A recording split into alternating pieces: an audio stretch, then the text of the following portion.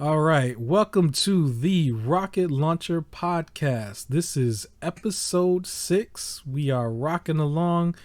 Hit the like button and subscribe if you haven't already. I am Supreme King, and I am joined by my co-hosts. It's your guy Omazis. Yes, Omazis is back, ladies and gentlemen. And how you doing today, sir? How is everything going for you, man? Great. You doing great? I'm doing great. Yeah, that's good. I got a lot of food in my system early today. I went and made a bunch of homemade nachos. Cause last couple of times, when we were done, like I'm starving at that point. I was like, oh, no, let's eat beforehand. I got a couple minutes because it was a slower news week for me. I'm saving most of the topics for the podcast itself, so this is going to be really good for whoever listens to this. They're gonna have a gem here, But the first thing I actually do want to start off with is a game that's coming out and around the corner. This is going to be Digimon Survive. So I have here that it is set to be released on July 29th. And finally, right? So I guess for me it's I'm still a little behind because I guess I gotta play Next Order. I'm still in Cyber Sleuth technically. And then the next I gotta play is it called Next Order or is it Next Story? I can't remember right now. It's Next Order. It's Next Order, and then afterwards, then I'll get this. But I remember Cyber Sleuth being not Cyber Sleuth, Survive being that one game where they had promotional art in like GameStop, And I remember it just say like Digimon Survive in like really bold letters, and this was before 2020 and stuff too. It's like before all the craziness happened. It's like this game got super delayed, and it was just kind of it was like one of those things where, like, when you heard of like Cyberpunk getting delayed, or maybe even Starfield or something getting delayed, it's like those games got much more of a backlash for their delays, and then Cyberpunk for its release. But Digimon just sort of like it got delayed, and you'll have a crowd of people who wanted to still hear it or still play it, I should say. But they just sort of just was like, we just gonna come out with it when we ready, and it's just it got to the point where people thought the game was canceled. You remember that? People thought the game was about to be canceled. I was one of those people. It was just like the game. It was just like, is it happening? What's happening? Did the studio shut down? We didn't have no information. It was just zero. It was like, hey, we got this game, and then it was just silent for so long. Yeah, where it's like it's a thing, and I would have to Google it to be like if it's still a thing. I remember it would be like releasing like 2020, like Q1, and then all of a sudden it was releasing Q4, and then they'll just pop back in like we're still working on it, and then it was just like gone again. Yeah, and then all of a sudden they started releasing some trailers and was like the release date is right around the corner, and now it's like literally like a week and a half from now, right? And so this game is coming out, and it's happening, and it's happening like quick, in the middle of like all these other things. Because I think the game was talked about before the next gen systems even came out, and people didn't even know what the next gen systems look like when they were still waiting for this game. And now you got all these other games that's coming out, at the same time on the new systems, as well as other games that people are looking out for. And Digimon just sort of, just squeezed its way in there. And now it's here. It's coming out. And so, are you interested in playing this? Like right now? I want to hear a little bit more about it first. It always worries me when a game is like constantly in delay. I need to hear like development, how it is first. Yeah, they call it development hell, right? Isn't that what they call it? Yep. Yeah. Yep. So, and, so I'll hear about it first, but it is something I'm interested in. Yeah, I'm always gonna be a Digimon fan. They hooked me when I was young. Same. They hooked me when I was young. But this might be a game, you can play on like the Steam Deck or whatever. But it looks like it is like I'm a little confused on it. Like I told you right before we hopped on air that it kind of has this like chess piece vibe going to it, like with the Yeah. gameplay. So it looks like they're going with like the old school like strategic real time strategy, Yeah, where it's like you have to move around the board like chess pieces, to do different attacks like the grid based yeah, attack system. Which I mean I don't hate. So the only my favorite game that does that, it was the South Park games, Stick of Truth and the Fractured But Whole. okay. Those two have done it, and I thought they did it really well. So I'm interested to see how this one does it. And it looks like it's a mix of that and like visual storytelling cutscenes. Yeah, I was a little skeptical about it though, because I felt like coming from Cyber Sleuth, when you playing that game, it's the traditional, not traditional, but more of a like turn based. But the way they pan the cameras, they usually pan it from like sort of underneath the big Digimon or whatever, and it makes them look Mhm. big and grand and powerful. Where Yeah, when you're playing this game, it seems like everything looks smaller and you're looking down on it. And it's probably not that big of a deal with like the ones that are like small in the rookie level or whatever. But when you start getting to the point where you got your mega levels, you got them combining like Omnimon, it's like yeah. that, You don't want like, them. yeah, he got to stand tall like a big dude with a cape.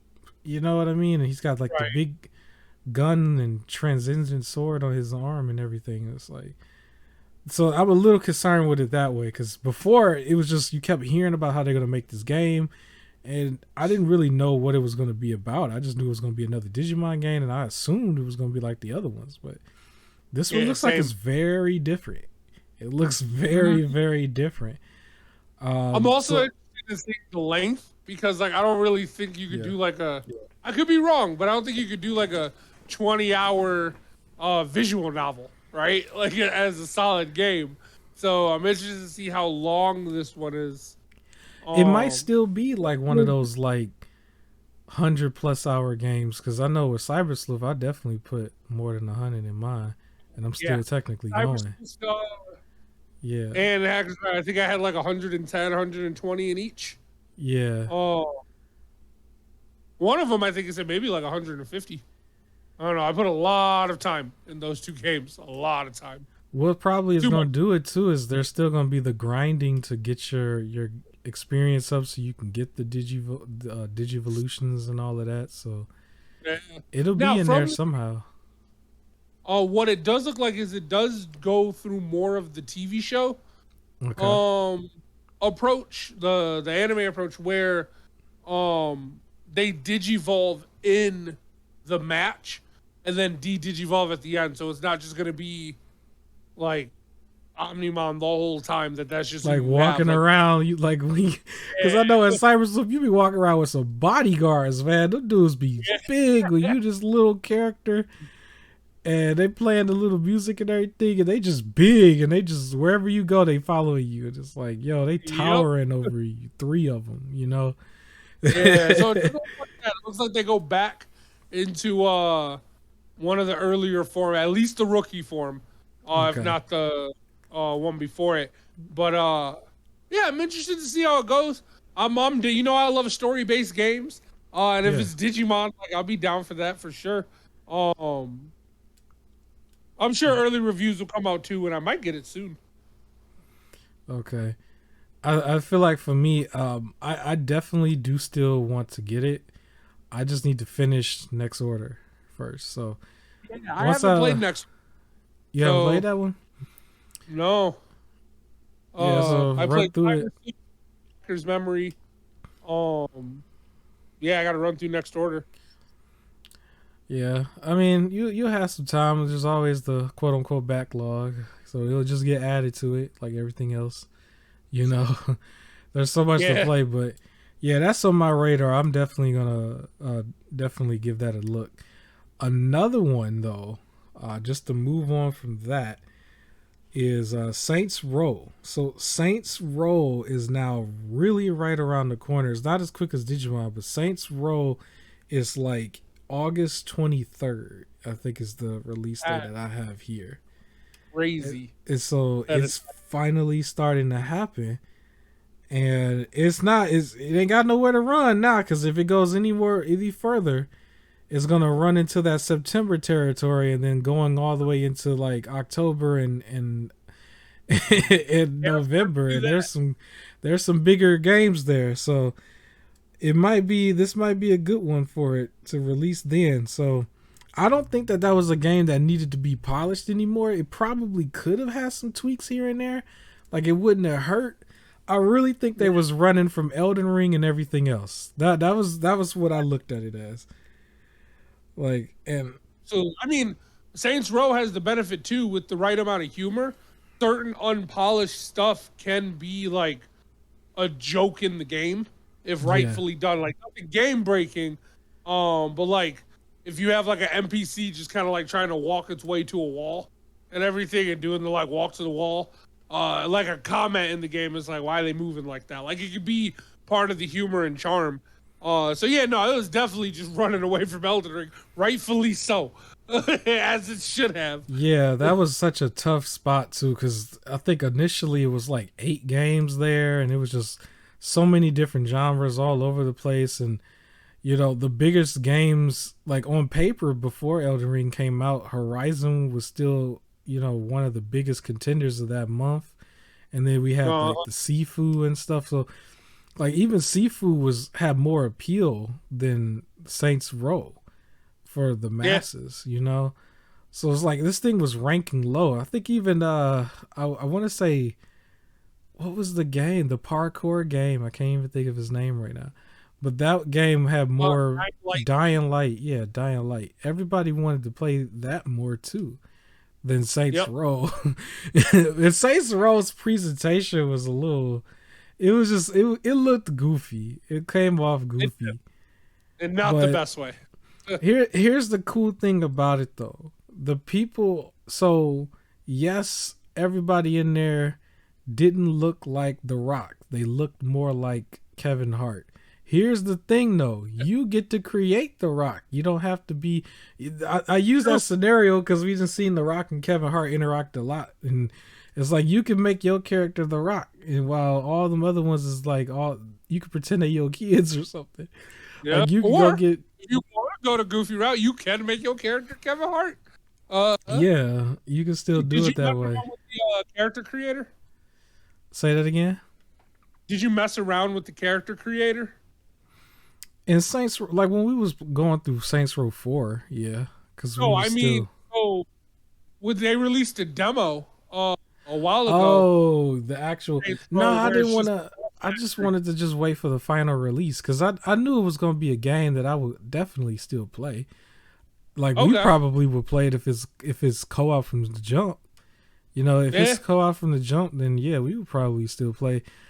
Like some of their mechanics and everything, it still looked like one thing that I was worried about, because I was a big fan of all the Neo stuff, all the Superman stuff, right?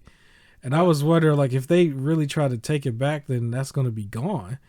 But the main thing was the flight suit, and it looked like they just added an outfit where you have like these wing things on your outfit, and you just sort of glide.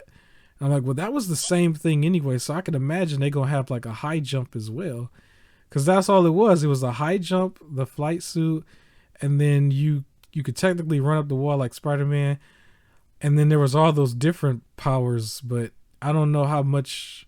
Like those might be in guns. I think that's what's probably going to end up happening, is they'll put those in guns, because I think they would most likely not get rid of all of those powers.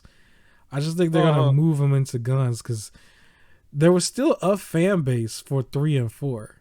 Not everybody was just like 1 and 2 and then that's it. There was a fan base right. for 3 and 4. 4 was so outrageous. Like I was laughing when I made a solo vid about Saints Row. And then there's the Get Out of Hell, which is even more outrageous. So Yep. I'm looking forward to it. I will admit though, it's not really a day one buy. It's possibly like it's not necessarily just wait for a sale. It's just more. There's so much more that has my attention. Like Yeah. that's coming out after that. Yeah. I could name off a whole bunch of games, and it's not even my top 5. It's just games that I will play before that game. You know, Like game of the year, Stray. Like that's one of them I'd play. Stray. We gonna Before. talk about Stray. We probably gonna talk about it like next or right after. But yeah, like um, so God of War is obviously gonna be close to the top of the list, if not the number one Oh, that I would probably that and play. Callisto Protocol. Yeah, Callisto Protocol would be number two. Resident Evil 4 remake, whenever that comes out, is probably gonna get my attention for it as well. Oh, God. Dead Space is gonna come before this one. I can throw. It's possible I might even do. Pokemon Violet was the one I was choosing. If I get Yeah, to it in time, you know. yeah. I definitely Bayonetta. like when that comes out. Scarlet, I'm playing it like instantly. That's what I am. I know I'm part of that fan base. I'm not gonna try and fight it. It's gonna be out. I'm gonna play it that weekend. That's cool. I'm still enjoying the old one, even though I kind of I stopped for a second because I ran into a plateau. It's like, okay, I gotta grind my Pokemon up a little bit more in order to face this gym leader. So Okay.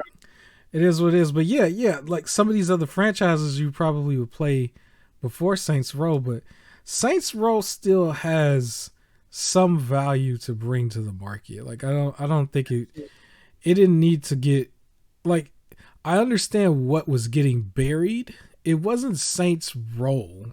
It was just more of we'll just say the quote unquote infiltration into Yeah. Saints Row. That's what was probably getting buried, and I understand that. It's not all Saints Row's fault because everybody else has those type of things. Like even this game right here, it's like the art style is still a certain type of way. You know what I'm saying? Like look at this character's hair and outfits and stuff, right? Because that's what they all jumped on that black girl for.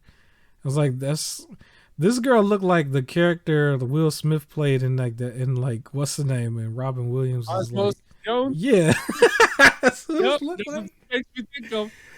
But it's like with Saints Row, it started off where they're imitating the game and 50 Cent from that generation or Tupac and Biggie from the generation before, and then at some point it went from that to wrestling almost, where the goofiness and just outrageousness and stuff, and then it had a tiny hiatus. It was like, what else can you do with this series? You got to the point where you fought Satan. Like, what else can you do?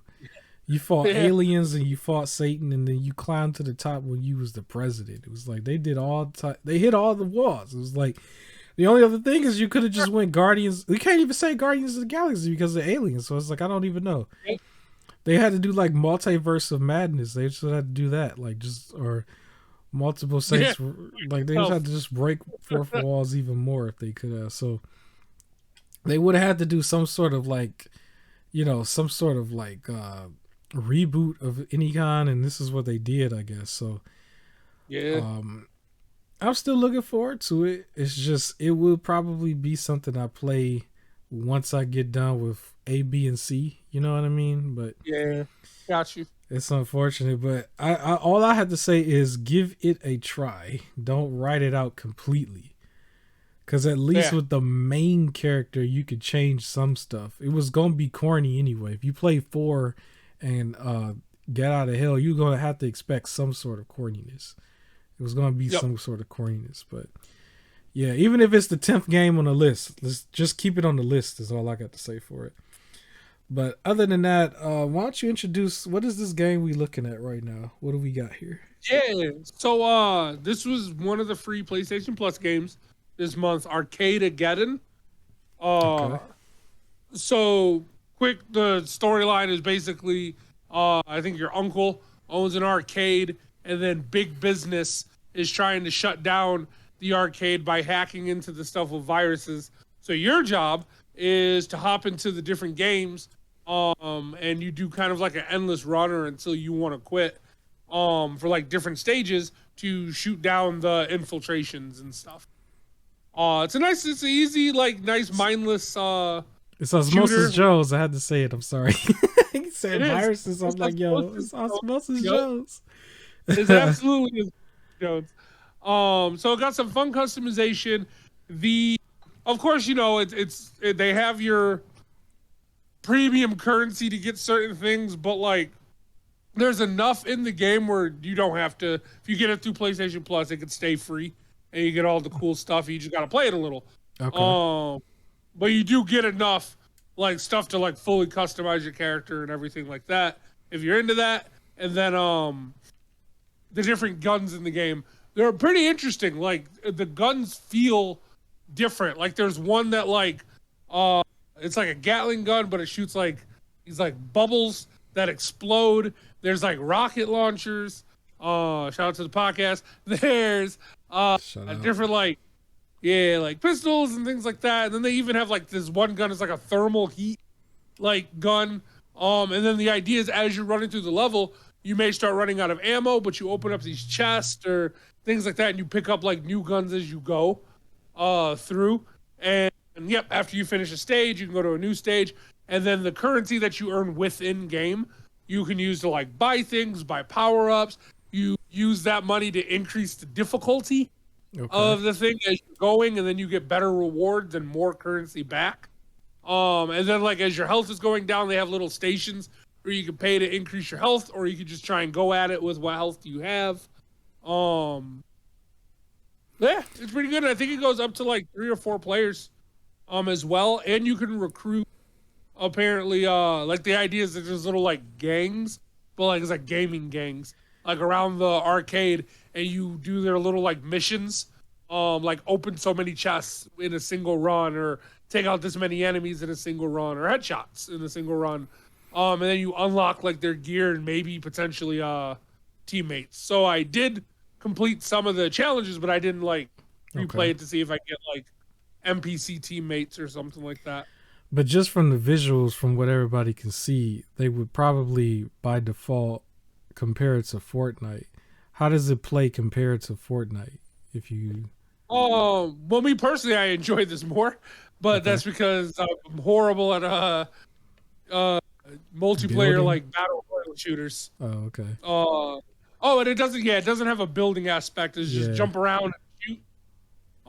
And certain levels have like little mini bosses, so you can complete the stage, or there's optional mini bosses. And I fought one the second time I played. I fought one like multiple times. So one of them I died, and then that was it.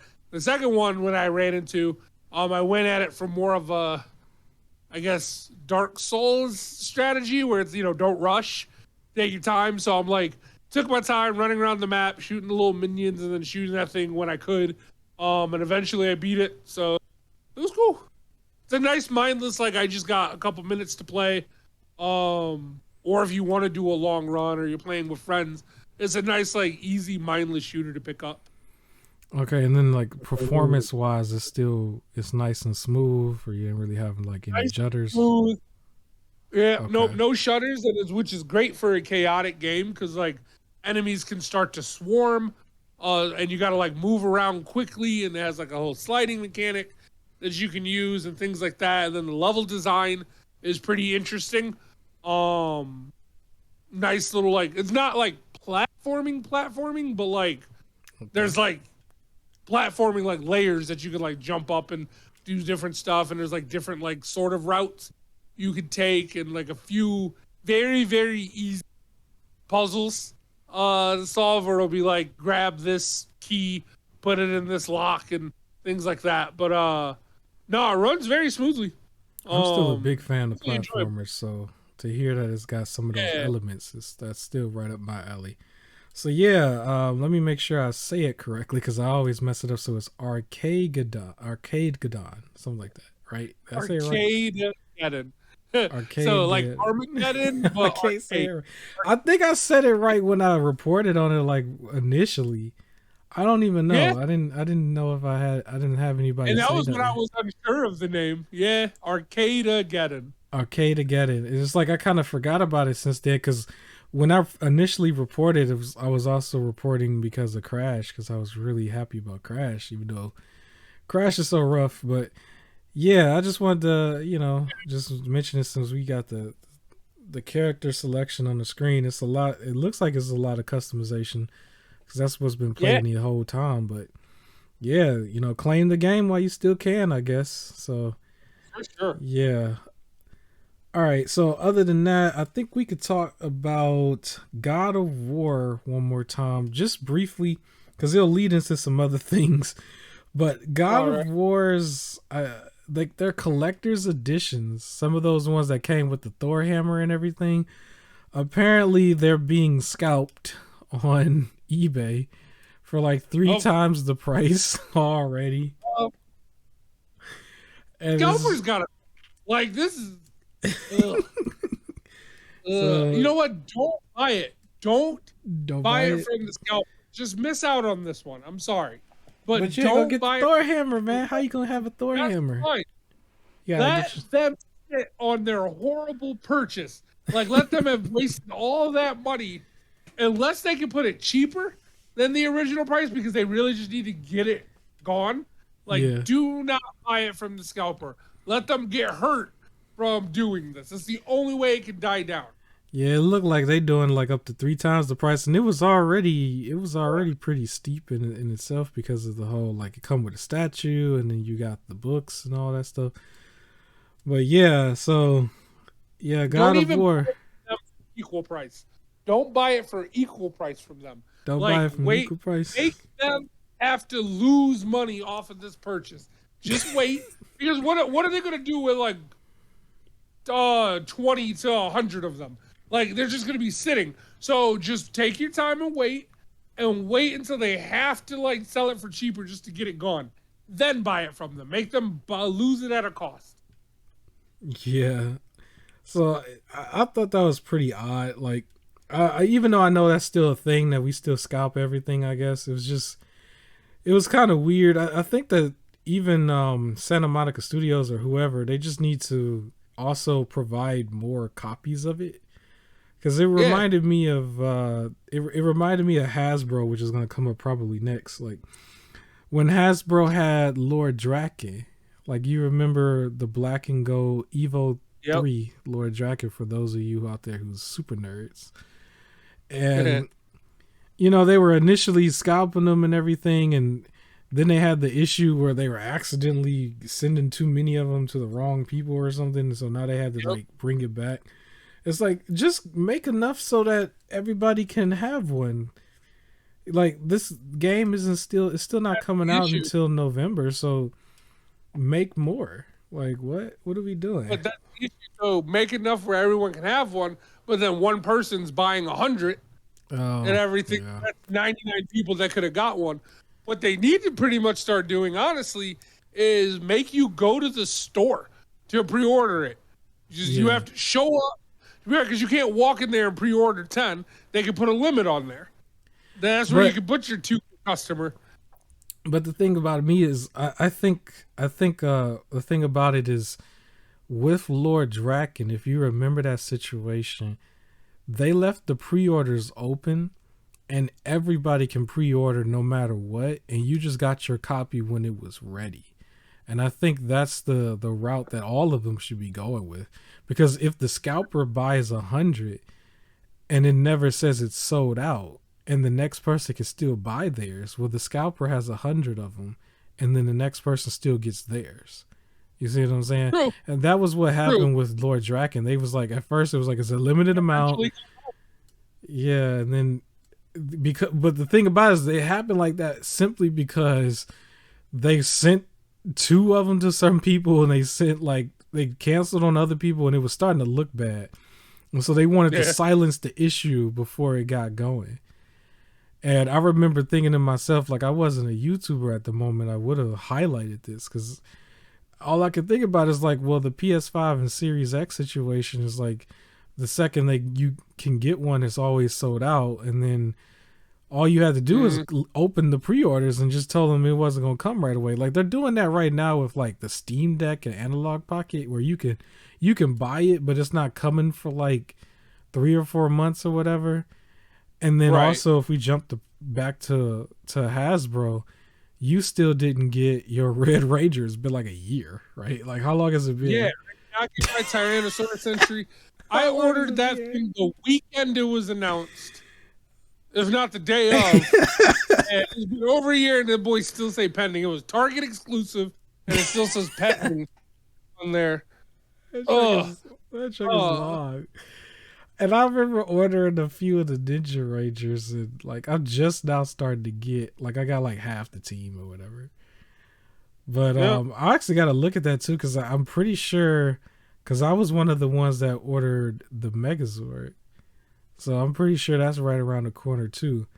But you still haven't gotten your Red Ranger. That's the part that's funny. It's like they're still actively saying to everybody, "Hey, we got this figure too, and we got that figure too," and then people can pre-order, but they're still not getting their figures. I just thought at the very least with the game systems and then also this God of War collector's edition, like that's what they could have just done was just leave the pre-orders yeah, open and fulfill the orders over time, but everybody's able to secure their own pre-order. That to me seemed like a better solution because I think anybody would understand that they wouldn't get theirs right away at this point, and I think they yeah. would be You can give more. them the game and then say hold on for the rest of the stuff for Yeah, I sure. think also people would understand more too when they know that it is coming eventually and they secured it initially, instead of like, oh, you got to Yeah, fight the internet and you missed out, and then now you're seeing a bunch of them just jump on eBay, and because you didn't have software or you weren't quick enough or you had a life and things to do, you're almost punished for it because if you're a yep, consumer and you have the money, then you just want to spend the money. It's just that simple. It's like, well, just make it available for me to purchase, and then I will purchase it. So, yeah. I yeah, agree. so that is Oh, that three times the price for God. So I assume you're not getting this collector's not the edition. collector's edition. You'll get Nope. the game day one, but you're not gonna get it from a scalper. So okay, no scalpers. Uh-huh. Sorry, Nope. No scout. scalpers. So Uh, all scalpers, make sure you don't still like, comment, and apologize. subscribe. I don't care what they do. Go away. Go away. Uh, go away. No, like, comment, subscribe, and then go away. No, don't And then go. comment. Like, Yeah, uh, super because you chat. mentioned You got you got side note. scalper money. Say that There you again. go. Just real quick as a side note for anybody that was looking, Yeah. this weekend PS5s are available at your local Game Stops. Ah, They have two bundles. this is Yeah, nice. they have the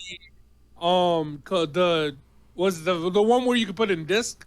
And of course it's a bundle, so it comes with like that, the purple controller, and of course Call of Duty Vanguard. And Yeah, I still you have a get the little bit of a digital, gripe with that, but go ahead and I'll tell you what I gotta yeah, say. you can get the digital one as well. It does not come with Call of Duty Vanguard, but it comes with one of their headsets. But yeah, they Okay. have those at GameStop this weekend. Yeah. So my only thing about it is like if you're able to get it in person, does it really need to be a bundle?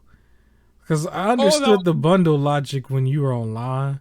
Because it's like, oh, well, if you pay the scalper price anyway, then you don't have to, you know, get it from a scalper, and then you get all these extra things, and then you probably could trade it back uh, in and all this other stuff. It's like I get that. I kind of get that. I don't like it too much, but I get it. But then it's like, but if you in person, like you could just give me the yeah, system. Like it's just you could literally just give me the system. It's like, what would be the excuse? It's like I'm right here, homie. I'm right in front of you. Do I look like RoboCop? I'm right in front of you. yeah. So I don't know. Yeah, so I actually got the bundle when I went to the store, and they had Call of Duty Vanguard, and originally it was supposed to come with Ratchet and Clank Rift Apart. Okay. And I guess they ran out of Ratchet and Clank and gave me Ghost of Tsushima's director's cut instead. I wanted Ghost of Tsushima and Ratchet and Clank. They could have kept Call of Duty Vanguard, so I had to go to a separate store to go still get Ratchet and Clank. What's Oh, silly is like some of these bundles too is like if you can still also just let people swap stuff out too. If you really gonna try to make people buy this $900 bundle from you, why can't they pick the extra part? The main event is the PS5 or the Series X, but why can't they pick the other stuff to fill that up? You know what I mean? Like pick all the games they want for the year or something. It's like why it's got to be this inventory bundle the stuff you don't even want. You know what I mean? Because that'd be nice. at the same time, because I don't like the fact that you got to do the bundle when you in person. It's like I'm clearly not. RoboCop. I'm clearly not Terminator. I'm clearly not a bot. I'm not Claptrap. I'm not Alpha Yep. 5. I'm not none of it. I am an actual person and with actual money. But you telling me I got to get this bundle, and it's clearly going to be, it's inventory. It's like when you looked at some of them bundles, it's always something that they're trying to get rid of, something that they need to get rid of, all the extra stuff. Oh, And then look at you're his hand paying, card. yeah, you paying full price for it too, because you paying the $60 version price. So they scalping a lot of stuff. Because if you buy some of that stuff separate, it's like, well, it's going to be in the $40 range, some of it in the $30 range, especially if you go on Amazon. So, yeah, to me, I think that's a healthy like trade off. It's like I'm still buying stuff in the store, you know what I mean? But I'm buying exactly what I want. You know, like some Yeah, of the games that's coming out this year that I want is like God of War, Callisto Protocol, obviously. And then there's like, you know, Pokemon's coming out. I'm not sure if I'm going to get that right away. But if I was in a situation where I had to buy a bundle and it's that much, then yeah, I want at the very least these games. You know what I mean? Like I want to right. pick that. I don't want to pick your Exactly. inventory. So yeah, that's my gripe on that. But yeah, I guess for anybody, basically, GameStop should have a PS5 available in your area. You just got to still pay that scalper price for it, even though you're showing up in person. I don't know. Is this the same for like Series S or Series X? Series S should be everywhere now. I've been seeing that in person. That one, I think that's everywhere. I remember just being at a Walmart and S was just there. I'm The starting to shelves. see the OLEDs too. The OLEDs don't seem to be like, I don't think anybody was really scalping the OLED that much, but they Yeah. weren't really as available in the beginning from what I remember. But it looks like the OLEDs are now more available. You know. Okay. So yeah, so that's it. If you want a PS5, that's where you can get it. Other than that, I guess we could talk about, since we're on the subject of PlayStation, the service. So they have, in addition to their new PlayStation Premium, Essential, and all of that, they've also added on the rewards program, right? You got details on Yeah. this rewards program? Yep. It's a loyalty program called PlayStation Stars. Okay. Where basically they're going to be giving you rewards. They said sometimes it'll be like, here's some extra money in your PlayStation wallet. Other times it'll probably be like, here's a picture that you can have on your system, or like other little rewards, maybe like rewards based on the specific game you're playing. Yeah. Um, but as they said, it's free, so you join in and it's free. Okay. And then they do like monthly like check-ins on like some campaign stuff to see how far you've gotten in the game, or you can get a reward for being the first person in your time zone to platinum trophy a game, or you just get reward for just playing a game like each month, like playing a game. So little things That's like that. awesome. And they said they're planning, like they said, digital collectibles, which scared me into thinking, NFT, but they're all free. They're not monetized stuff. So We there's a got big some difference. NFTs to talk about in a second, but Yeah, yeah. they said that like specifically they know how people like collectibles, so some of the Okay. rewards will be digital collectibles. So that's why I mean, like it'll be like a picture that you get to have on your system, to be like, yeah, I got this picture specifically because I like beat this game or whatever. So it's like a little free, like here's a reward thing for playing. Now, there's two sides to this. Mm-hmm. Part of it is I feel like it's their way of, for people who like to win things and completionists, it's their way of making them play PlayStation games, right? Because it's like Yeah. the first person to platinum trophy a game in your time region means that's all you're playing. So it's their way to do that and get you to like, hey, have you played this game or have you beat this story mode? You get, here's a little reward. So now it's like, well, now I want the reward. So it's not just beating the game because you're beating the game. Now you get something for it. That's Uh, cool. That's cool. so there is that. But hopefully the plus side for it will be, because it just said you get rewards for just playing a game, not the game, which Right. means it's not going to be like you get a reward for playing God of War when it comes out, and that's it. It's as long as you're playing something, you get something, which might mean they're going to be looking to see what their player base is playing to make more of that stuff, right? So rather than if like they notice everyone playing mainly single player, then they'll put some extra money into making sure they make content for single player, right? That's what I'm hoping this leads to. They get to see what people are playing, so now they don't have to just go like, well, everybody only plays like Fortnite or live service games. If like everyone's playing all this other stuff, then they focus in that other stuff. Yeah, I was going to say that might backfire a little bit because you have a lot of people who are only playing the free to play things, you know. And they might think, oh, you want to play more free to play, because there's still this whole like 10 live service PlayStation games, which a couple of them have technically been named if you really think about it, but they were supposed to have 10 of them all together. At least that's what a report was about a month ago. So yeah, I guess we'll see, but it is good to see that they're at least doing something, because I guess Microsoft is doing something similar to this earlier on, and I saw a lot of people saying, hey, they were copying. I ain't trying to worry about them copying. This is actually a good thing. This is a good thing, because we all like free stuff, right? Everybody likes free stuff, and I guess that could segue into my next thing for a quick second, because oh my god, I froze. My bad. Okay, Epic Games. I ran out of breath for a sec. You know how you just gotta take a swig of water? It's like I don't even want to take a swig of water yet. I'm trying to avoid doing that because I'm trying to make it sound as professional as ever. But Epic Games, don't awe me. Epic Games still gives away free games. We like free. Did you like free? I like free. Yeah. I love free. So the games that they're going to be giving away. So first of all, the games I mentioned last week and the games that they have still available is available until July 21st.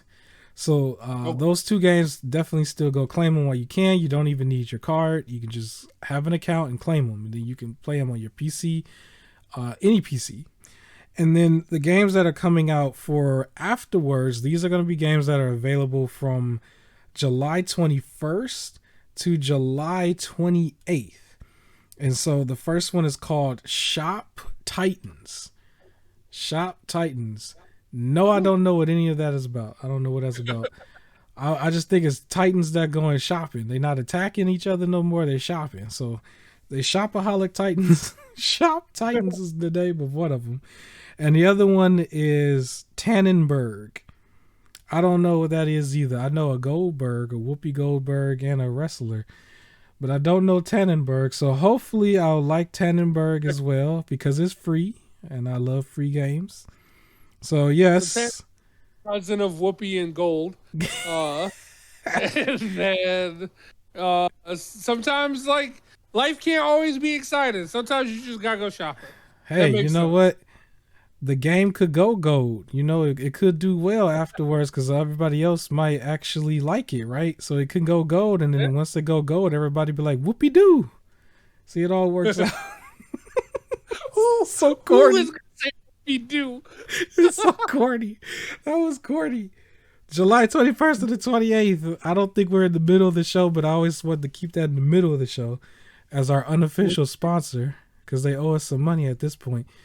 But yes, so Epic Games, here's something that I've realized. Let me tell you how much I'm not a PC player. Here's something I did not know, that people who are diehard, the PC master race, basically, they are like so pro Steam that Epic is like hated by them. Like they don't even care. That's something that I'm catching on to. And I'm like, ain't it just a free launcher that you could just do it matter? Is. They don't like having to separate between the two. Epic's like user layout, I think, was funky, but nah, people are like, it's Steam or nothing. But I'm like, don't free trump everything? For me, maybe I'm looking at it differently. I was like, yo, free trumps everything. If you giving me something, yeah, I'm gonna make an account over there and just take it. They done Yeah, gave us same. a few of them. Like it's a bunch of games that I done got for free on PC so far, and I'm just like, yo, it's free though. What are you even talking about? Yep. Like, nah, we keep all the other stuff everywhere else. When you talking free, it's like, and I ain't even gotta go nowhere. I don't gotta be black and ignorant in person. You know how when they say it's free and everybody show up for a plate of food or something, it's like all they gonna do is give you a little bit of fries or something. Like I remember I was there. I don't know who all has a famous days. I was there when they first announced that they were starting, and they had no name or whatsoever, but they showed up on front of one of their main locations, right? And they was just like, we got free fries and you can have one rib or something to like right before their grand opening. And like, yes, everybody was out there. They wasn't marching for Freedom Reign or nothing, but they was out there for some ribs and some fries. And I was too. So I was a kid, but I was too. So yeah, like you don't even got to be in person. Don't nobody even got to know that you play the Epic games. Like there's been a few games there that I actually had on my list to play and to own and didn't buy. I think I said this a couple times before. And then all of a sudden, voila, it's there and it's free. A couple of them that I could think of is the horror game. I think it was Alien Isolation. Yeah. It's not the World War Z one, but the one before it. And then there was the Blair Witch one for the horror games, right? And then under Bethesda, like I remember when Xbox bought Bethesda, I had grabbed a lot of their other stuff, but I didn't get Wolfenstein or Prey because I just didn't really think it would be a game for me because I don't favor first person as much as I do third person. And then next thing you know, both of those games was given away as well. You know, and then like there's still a lot of those little side scrollers and stuff. It's like, yo, free is free. I ain't worried about who mad about what. It's free. It's free. And you got a computer, so play it. Even if you don't got a computer yet, you can still claim it. And then one day you'll get one and then boom, voila, you got this long list of stuff. So yeah, every day is there, or not every day, every week they're adding something new. But to bring the conversation back, we're just gonna jump all over the place. We having fun today. So we were talking about the bundles, and so that brings us back into our favorite word, and that's the NFT, our non-fungible token. And so your boy Tony Hawk, you heard about Tony Hawk, man? Your boy Tony Hawk. Like Tony Hawk getting into NFT, and I turned away. I was just dumb. You turned away, man. This is your guy, man. He done made the games. You don't like the Tony Hawk merch no more? You played Tony Hawk 1 and 2, but you know what the NFT? It's like an extra course. It'll be an extra course, so you just see the picture of the new course, and that's it. You own it. Like nobody else gets that course. It's like that's your course, right? Yeah, okay. Yeah, you own it. You can see it, and then like if anybody else wants it, they gotta buy it from you. It's like this is the course that you can't even play.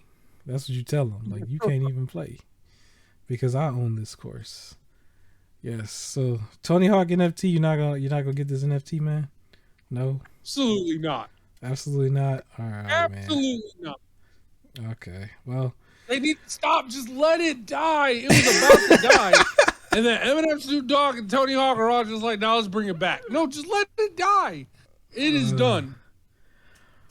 Okay, then my other one, I guess I can add this in there because the other skate game, the actual game named Skate, no pun intended. The I guess competition to Tony Hawk.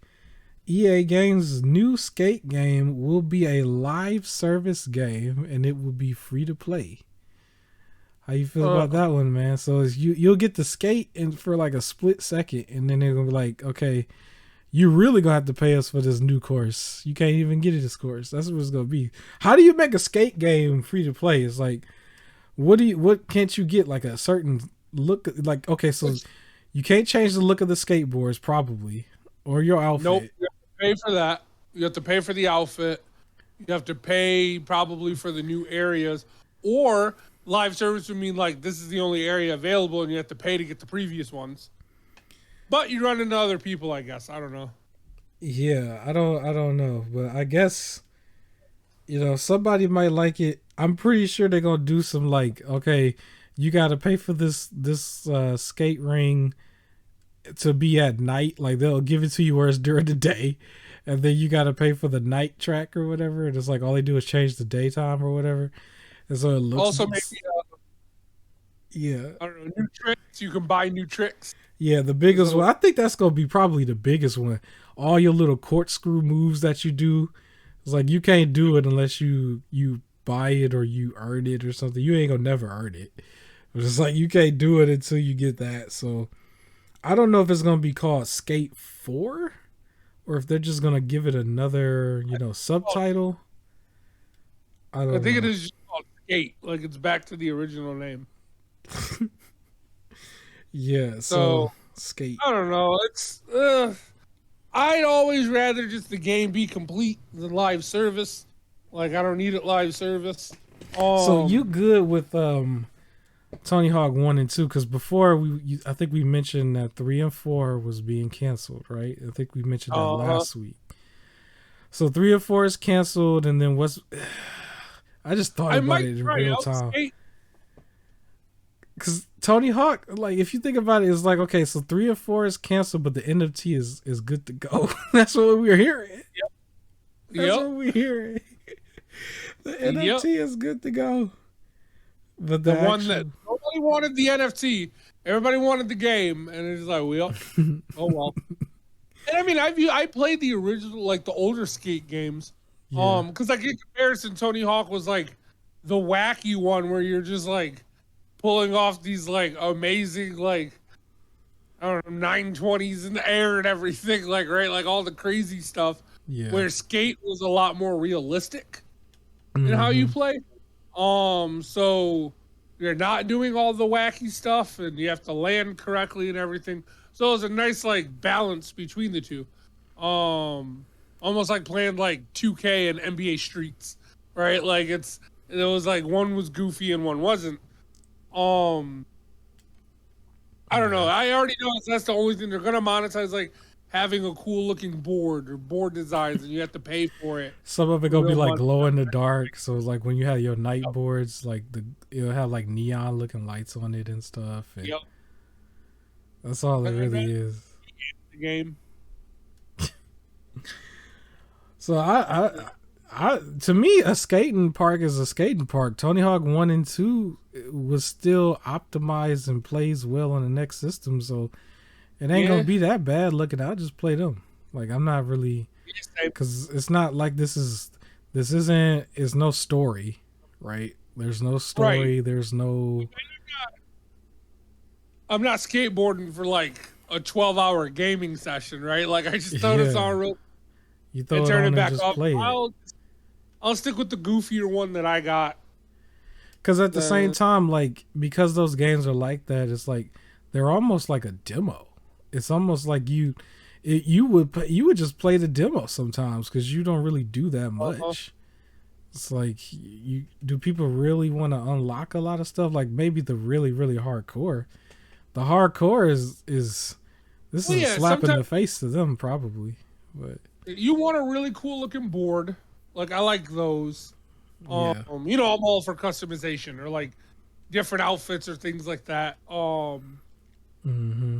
But we'll see. Like as of now, I have Tony Hawk Pro Skater 1 and 2. I have Ollie Ollie World. I'm good. Yeah, shout out to Ali Ali World. I forgot about that for a second. Yeah, and there's always gonna be like other games as well. That the one thing that's good about it is usually when one game does something we don't like, somebody tries to do a clone to correct what they Uh, think was the issue. Because that's technically how we got like all the Breath of the Wild clones. It was like Immortal Phoenix Rising. Basically, it was like, okay, you want unlimited gliding, we'll give you unlimited gliding. Well, you don't want your sword to break, your sword doesn't break. And then here you go. And that Yep. was the answer to it. So I'm not worried about it. Somebody would probably correct the mistake. Other than that, we still got Tony Hawk 1 and 2. Still got it. So Yeah, we you do. still got Skate 3, the regular one. So yeah, but ain't nobody about to play that. Sorry. Oh no, I ain't gonna say that. Ain't nobody. Somebody will play. Ain't nobody about to pay. We definitely ain't about to do no Diablo Immortal.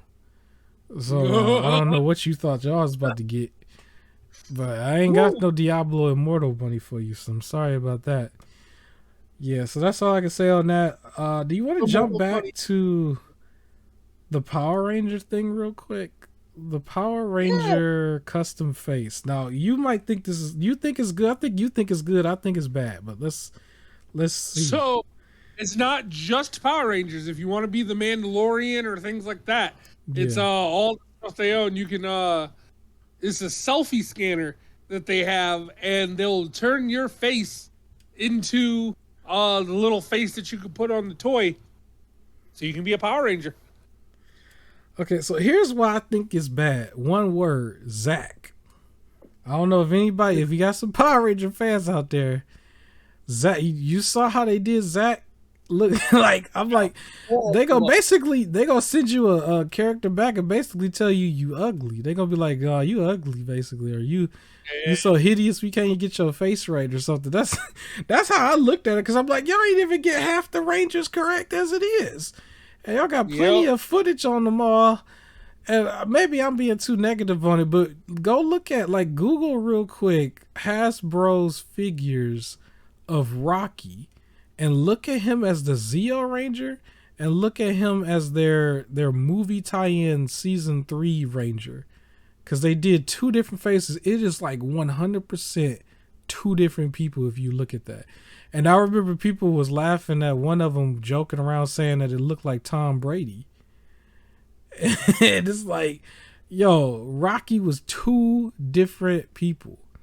If you see that Zeo face and the season 3 face, because they did a figure where he's like more like glittery or like kind of glossy a little bit, and it was like two different people, two different whole people.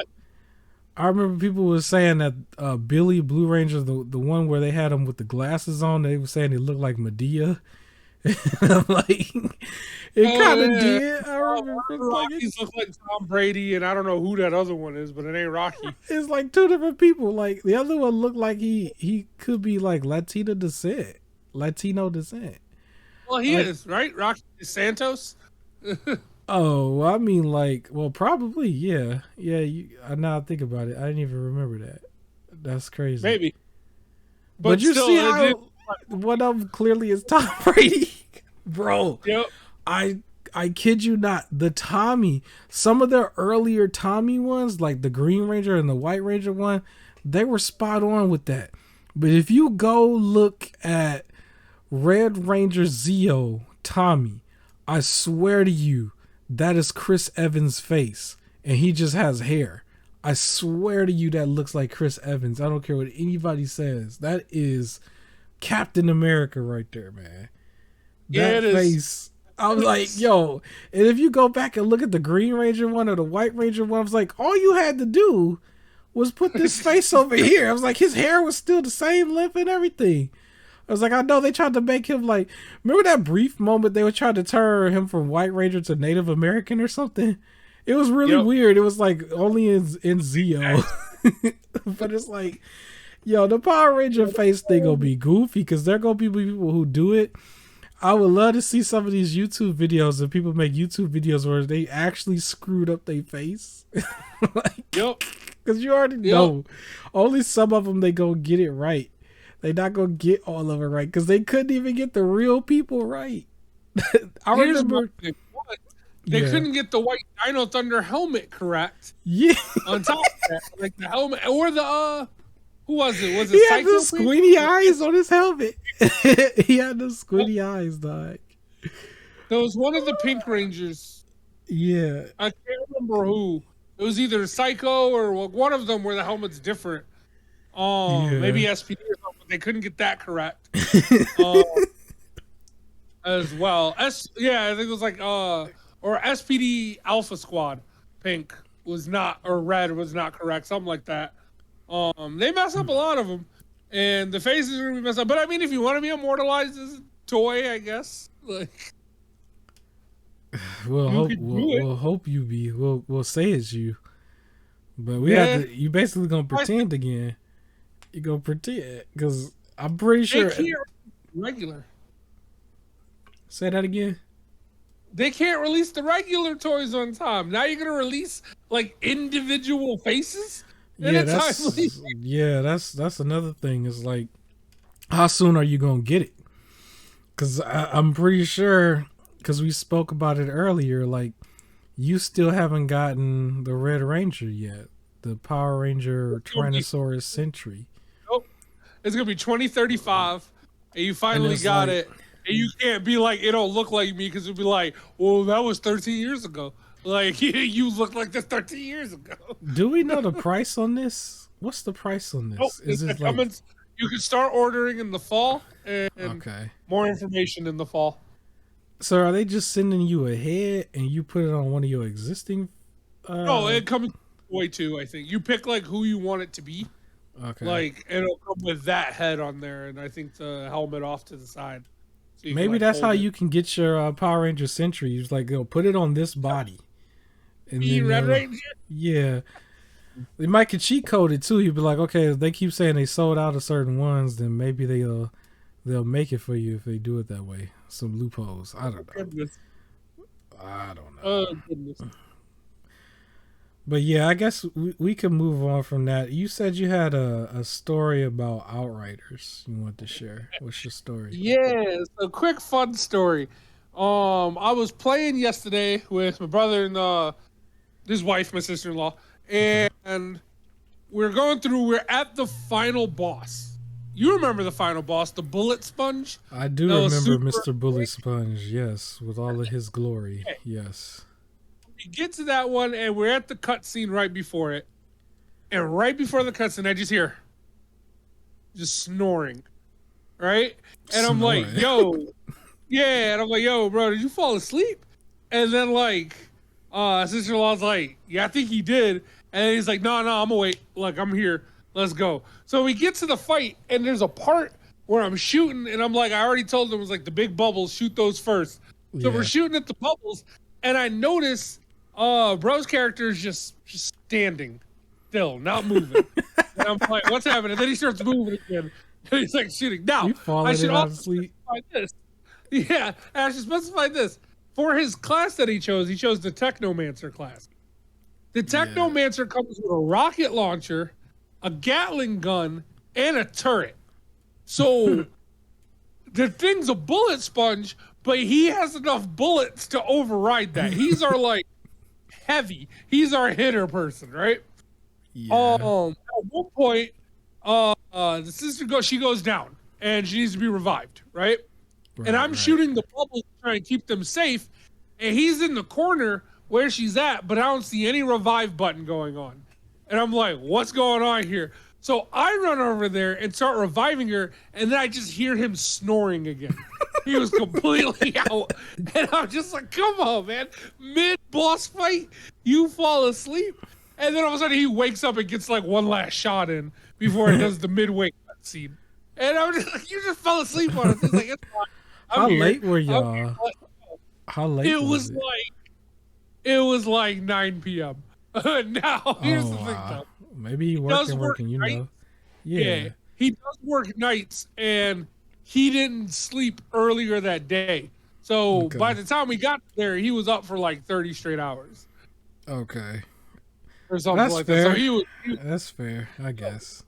It was funny, but I was say something. Like, we could have waited and everything, and it was like, nah. So he was just in and out, and then I guess he took that little power nap help, and he was able to actually play for like another 2 hours. But it was just turning around like, why is like all of this happening? Why am I shooting so much? And just seeing him, just the character just standing. It's like he's not disconnected, and just all the snoring. Oh, I was like, say something, man. Take a nap before you game. Did you use the same character from when we played? Yes, I did. how much stronger is the character now? So here's the thing: the character is not that much stronger, really, Okay. because we were at max level, or I was at max level by the time we got to the final boss. So he was Okay. only a little bit stronger, but we were also playing on a higher world tier. Okay. So we were playing at world tier 7 or 8 when we went against this thing. Like when me and you played, we had to think world tier 4 or 5. I think it was 5. Yeah. 5, yeah, I believe If it I was remember 5. We correctly. challenged this thing world tier 5, and when I was playing with them, it was 7 or 8. So, and they pump up the challenge, I think, if you have more players playing. Okay. So the challenge is for 3 people, and at a very like a harder difficulty where enemies are about like 5 levels higher and everything than they normally would be, and our main tanky guy is just knocked out cold. Just Now, sleeping. so now that You you know what? got to the end with those two, are you finally done with the game, or are you gonna keep going through? You gonna keep pulling people through or whatever? So we're now doing the expedition stuff, the post game stuff. Oh, I forgot Forgetting the about different that. like little pods. Yeah, Yeah, yeah. and we're doing that, and eventually we'll get to World Slayer. Okay. Eventually, like when it's on sale, I'll get it. But no, it's good. I mean, it was cool. It's like it's little like swarm missions, and it's like nice to like kind of like test your skills. And I'm also like trying to complete some of the other accolades that I Yeah. missed out on. So I'm like with other people there using guns that I wouldn't normally use, or using the powers that I'm not the biggest fan of, to like just get those accolade numbers up. Yeah. You have to let me Yeah. know when you get World Slayer, like when it goes on sale. I wouldn't mind hopping back in just for the next chapter, I guess. Sounds You good to me. is Here's one other thing though, real quick, sure. that I think I was more upset about from him falling asleep. Yes, he fell asleep, but also he didn't die like while asleep. So his Oh, for real? character's not moving. He's knocked out, and the enemy's just not going after him. So he never died. We didn't have to revive him at any point. He fell asleep like 2 or 3 times in this fight, and just fine. I've He didn't go noticed down. too in I go, games a little where more upset about that. I've noticed that like when games there are certain games where the character or the NPC is like programmed to do things when you do things. And if you stand Uh, there, they'll kind of stand there too sometimes. And then yeah. I've noticed that in certain games. It's like they won't stand there for long, but sometimes they'll kind of just hesitate. Like it's programmed to like react to you probably. But if you're not Oh, acting to begin with, it's like there are moments where there's certain games that just kind of pause for a minute. You know, or sometimes like when the other person's moving around, they're just animation, everything is like centered around whatever's moving. So yeah, but yeah, I guess that is kind of funny. Um, I wasn't really gonna talk about this that much, but I guess if you wanted to mention it, because this is still also one of your games, but Attack on Titan being in Dead by Daylight. Did you yeah. did you I look forward to it. you look Tried. forward to it? Uh, Okay. as of now, it looks like it's just dead, or it's just Attack on Titan skins. So like you could play as like Aaron, or who's the Levi. Like you could look like them, or as I think one of their brute villains, he'll Right. look like the Colossal Titan, but like not be huge. Yeah, I because I was think. confused. I was like, "There's no way they gonna have like Titans in this game." All of a sudden, it's like Uh, it's just the skins. So only thing I can think of, if they were gonna put, like, I was trying to figure out how that would work based off of this game, and the yeah, only thing I can think of would be if someone's playing as the Titan, you're automatically in like a spiral of like a building with yeah, like a bunch of windows, and like generators are by windows, and the Titan can come through and like swipe and yeah. everything, and that's how they get you. And you just got to not get like swiped a couple times, but it does change some of the fundamentals of the game. Okay, Um, in doing that, so it was like I was very confused as how it would work. 'Cause, yeah, they're not gonna just have Titans running around and everything.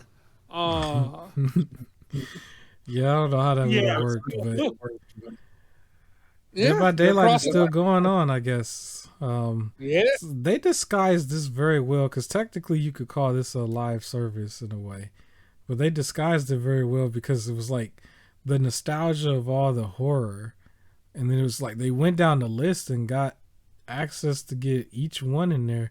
Horror, like in horror land or whatever, the franchises play along. Like it's not just people cosplaying and everything. Like I've seen in the stores sometimes. Like I remember during October, I was in a Walmart and I saw how they rebranded like a whole bunch of DVDs to make them all look alike. They were all in red and black, and it was like all these different horror movies. And I'm like, this looks like a agreed upon group effort here, where they were all, and it was all like shown a certain way to display, to probably get somebody to want to buy all of them to display them that way, because they Okay. made them all red and black, and it was only there for like a split second, and like it was all the different horror franchises, like everybody from Dead by Daylight, and it's like these are all technically separate franchises, you know. So Yeah. yeah, so It, they did it well, and I heard there are rumors that they might be redoing their Stranger Things crossover because they removed it from before. So I think something went up with licensing expiring, but they might be bringing it back. So that's what's up. it's going strong. Stranger Things is another thing that I got to get into right after I'm done with this. Enjoy. Yeah, so right after I'm done with Resident Evil, and I don't know if you want to talk about Resident Evil, but I Yeah. still think it's goofy. It's hilarious to me. Resident Evil, from Netflix, the show. Now I still only Mm, seen the first one. You saw the first three, but yep. I'm still tripping out over my man's falling down the stairs or just tripping down the stairs. Because I know you said that it was probably done on purpose, like it was part of the show. It just Yeah. for some reason when I looked at it, I was just like, I thought it was real. I thought he screwed up and they didn't want to redo the shot. That's what I was thinking, bro. It just He looked might. that way. It looked that way. I'm like, man, what is going on? But Yeah. as a show, it ain't really that good. It just has some good people in it. It's mainly, the John Wick guy, Lance. What's his Yeah. last name? It's Riddick, I believe. Lance Riddick.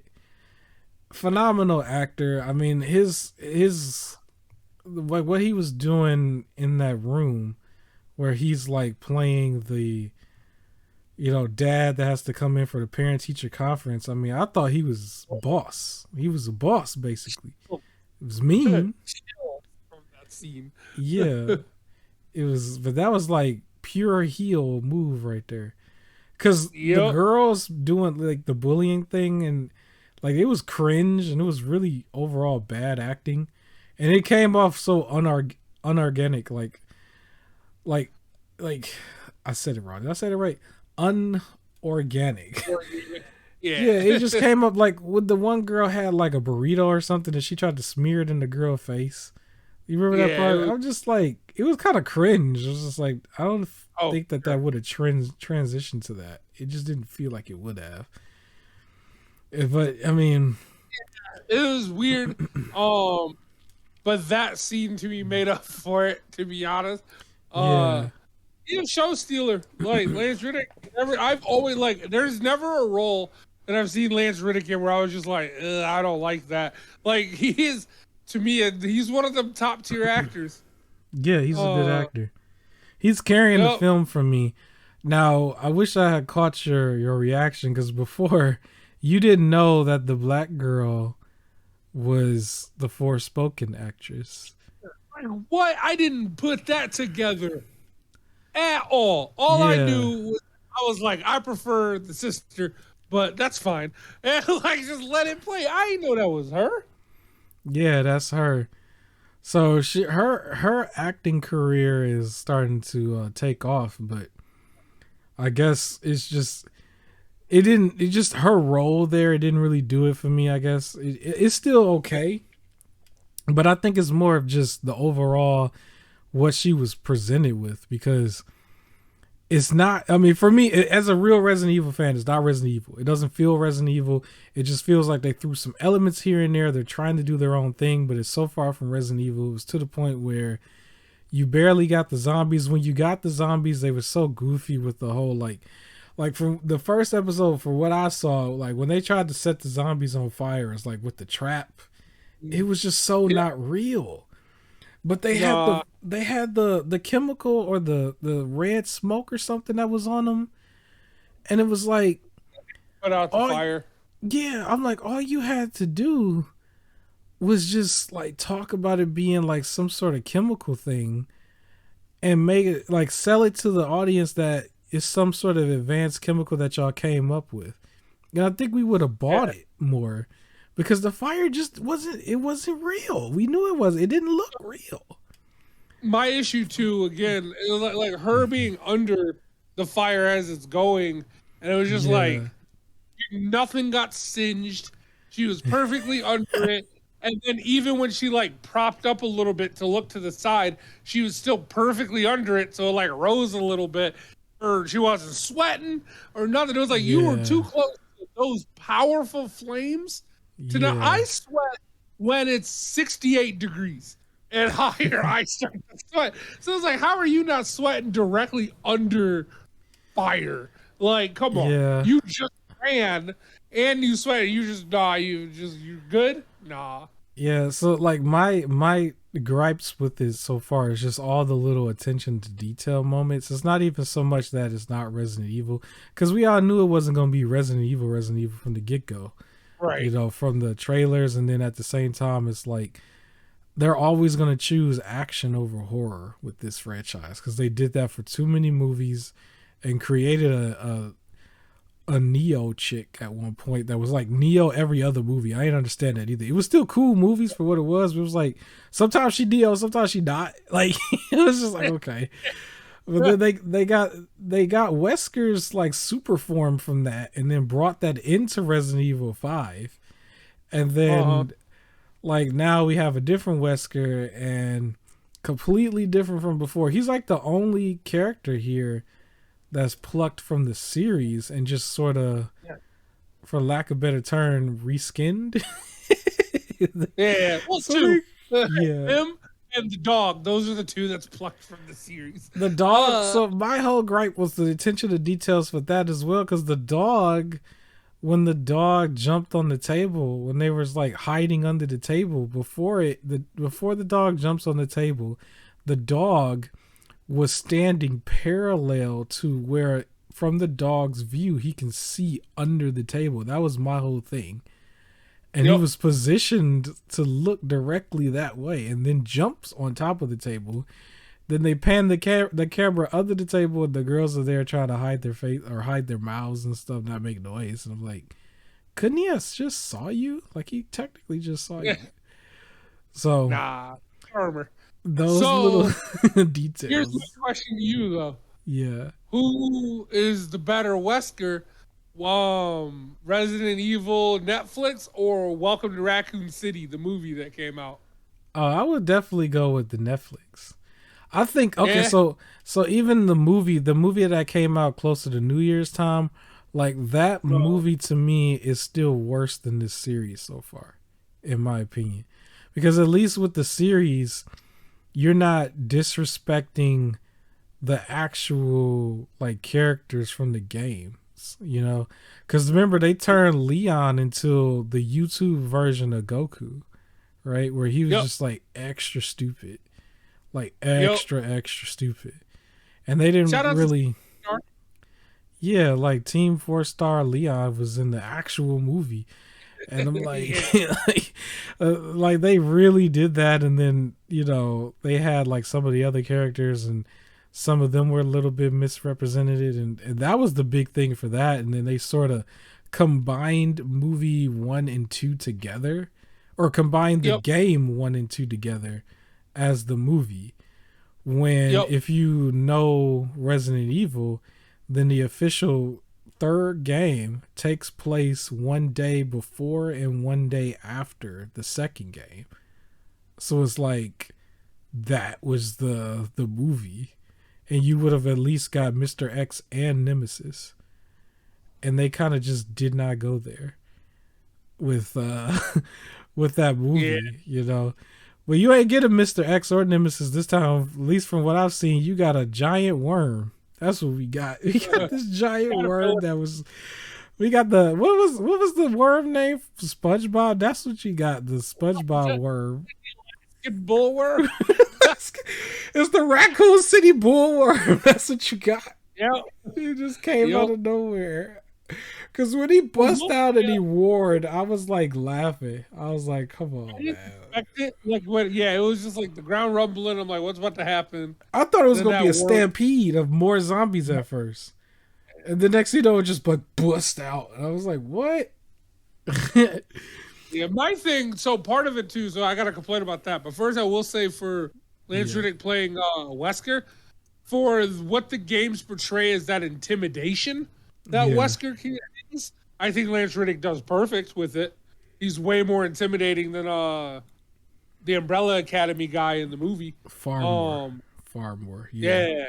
I will say though, with the caterpillar, the Raccoon City bullworm trying to eat the girl, the part where it grabs her leg to pull her, but then she's like holding onto the bar. It was like, that thing is far stronger than you. How are you able to hold on? It was like, that part was real goofy too. That was the most fakest part that really took me out of it. Like that really gave her a concussion. Suspending disbelief, basically. I couldn't suspend disbelief with that. Yeah, she should have been dead probably. And like her arms should have been like out of socket. You know what I'm saying? Like it should have yanked her. But the attention to detail is not really there. I don't think that they really was looking to think about it that deeply. You could kind of tell a little bit with certain things, but I think they're taking advantage of the name, because some of the props and stuff is like, if you just took away some of the Umbrella stuff, it's like it could have been his own zombie story. Because they did some things different. They did a lot of things different from what the source material is. But I do know, like, Resident Evil fans was, like, destroying this early on. I don't think this is something you really need to destroy, because overall, at the base of it, you really want the games at the end of the day. And you're never going to have a shortage of these games. These games are just being printed out. And what's good about it, too, is that it's not like NBA 2K or something. It's like each game has some differences to it. Like it's not exactly the same thing each time, you know? So I think for this, like for Resident Evil hardcore fans, like you have the games. I think for this series, you can't treat it like, it's not going to be a representation of the games. It's just using the name and the names, like the Umbrella Corporation, like the cool names, the logo, and I guess the overarching premise that, you know, company did testing bad, caused everything to go wrong. They're using the overarching premise of Resident Evil to tell its own separate story. And I think on its own separate story, it's fine. It's fine. I didn't regret the 3 episodes that I watched, and I plan on finishing it. Yeah. Like I usually give a show, like I try to give it 3 episodes before I decide whether it's like I want to watch this or not. Because, you know, the first one is set up, and then the second one they finally really get into the story. So I give it like 2.5 to 3 episodes. And I would say after the 3 episodes, I was pulled in. Like I'm more interested in the backstory to see what's going on, without spoiling that part, to see what's going on with the family and everything like that. But I'm pulled in. It's fine. But I'm not like looking at this going like, "Where's Leon?" Like that's not where my mindset is. Yeah, I'm still gonna watch. I'm gonna watch the whole thing. It's just I already know it's not gonna be representative of any of the games, and it doesn't really need to be. It is a little disappointing to know that they sort of went with a formula that's similar to the movies, which wasn't what fans want. But I mean, you're also at the same time, you're getting Resident Evil 4 remake, which is arguably, you know, agreed upon as the Resident Evil 4 is like the number one Resident Evil for a lot of people. So to have that as a remake still, you know, you're not just getting all bad apples, basically. You're gonna get some candy apples as well, basically, is what I'm trying to say. So I like that phrase. yeah. So yeah, Resident Evil, I'm still looking forward to it. There's also, you know, other Resident Evil games. I did hear that they're still gonna make a Resident Evil 9. They're still gonna make the Resident Evil starring Rebecca, and that's supposed to start off on Nintendo Switch and then move to the other platforms. So no shortage of Resident Evil. There's no shortage. Yeah. The games is where it shines. As long as we keep getting games, you know, that's all I care about. But yeah, moving on from that, let's talk about a funny one, because I think this is a little bit more funny. It's not gaming related at all. However, this is a character that I think he's more of a character than a genius. People think he's a genius, but Mr. Elon Musk is moving out. He's 100% a character. Yeah, he's like, all of a sudden, you know what? I don't want Twitter. I don't want it no more. That was a phase. That was a flex. That was a publicity stunt. I don't know what it was, but whatever's going on with it, he all of a sudden don't want it no more. And I don't know what's happening. To me, here's how I look at it. As long as, I don't care what y'all doing, as long as you don't try to expect me to pay money for this, social media better be free on all of them. I ain't paying none of y'all. Yep. So I don't care who owns it, because in real time it still operates the same. It's still the same. It was just, the only thing you saw was more memes. You just saw more jokes. You didn't see anything else really happen. Yep. But he don't want to be in there no more. I don't know. You know anything else about this? Why he don't want to be in on there no more? I know that there was a lot of complicated logistics with him buying it and what he was trying to do. There was all this like extra stuff in there that was like, he just kind of was like, I quit. Like, I don't want to deal with any of this anymore. There was a lot of like, because I know he was trying to do all the, you know, free speech, privacy stuff. And it was like, well, there's this holding you up and this holding you up and this holding you up. You got to buy this. You got to pay these people off. And he's like, I'm done.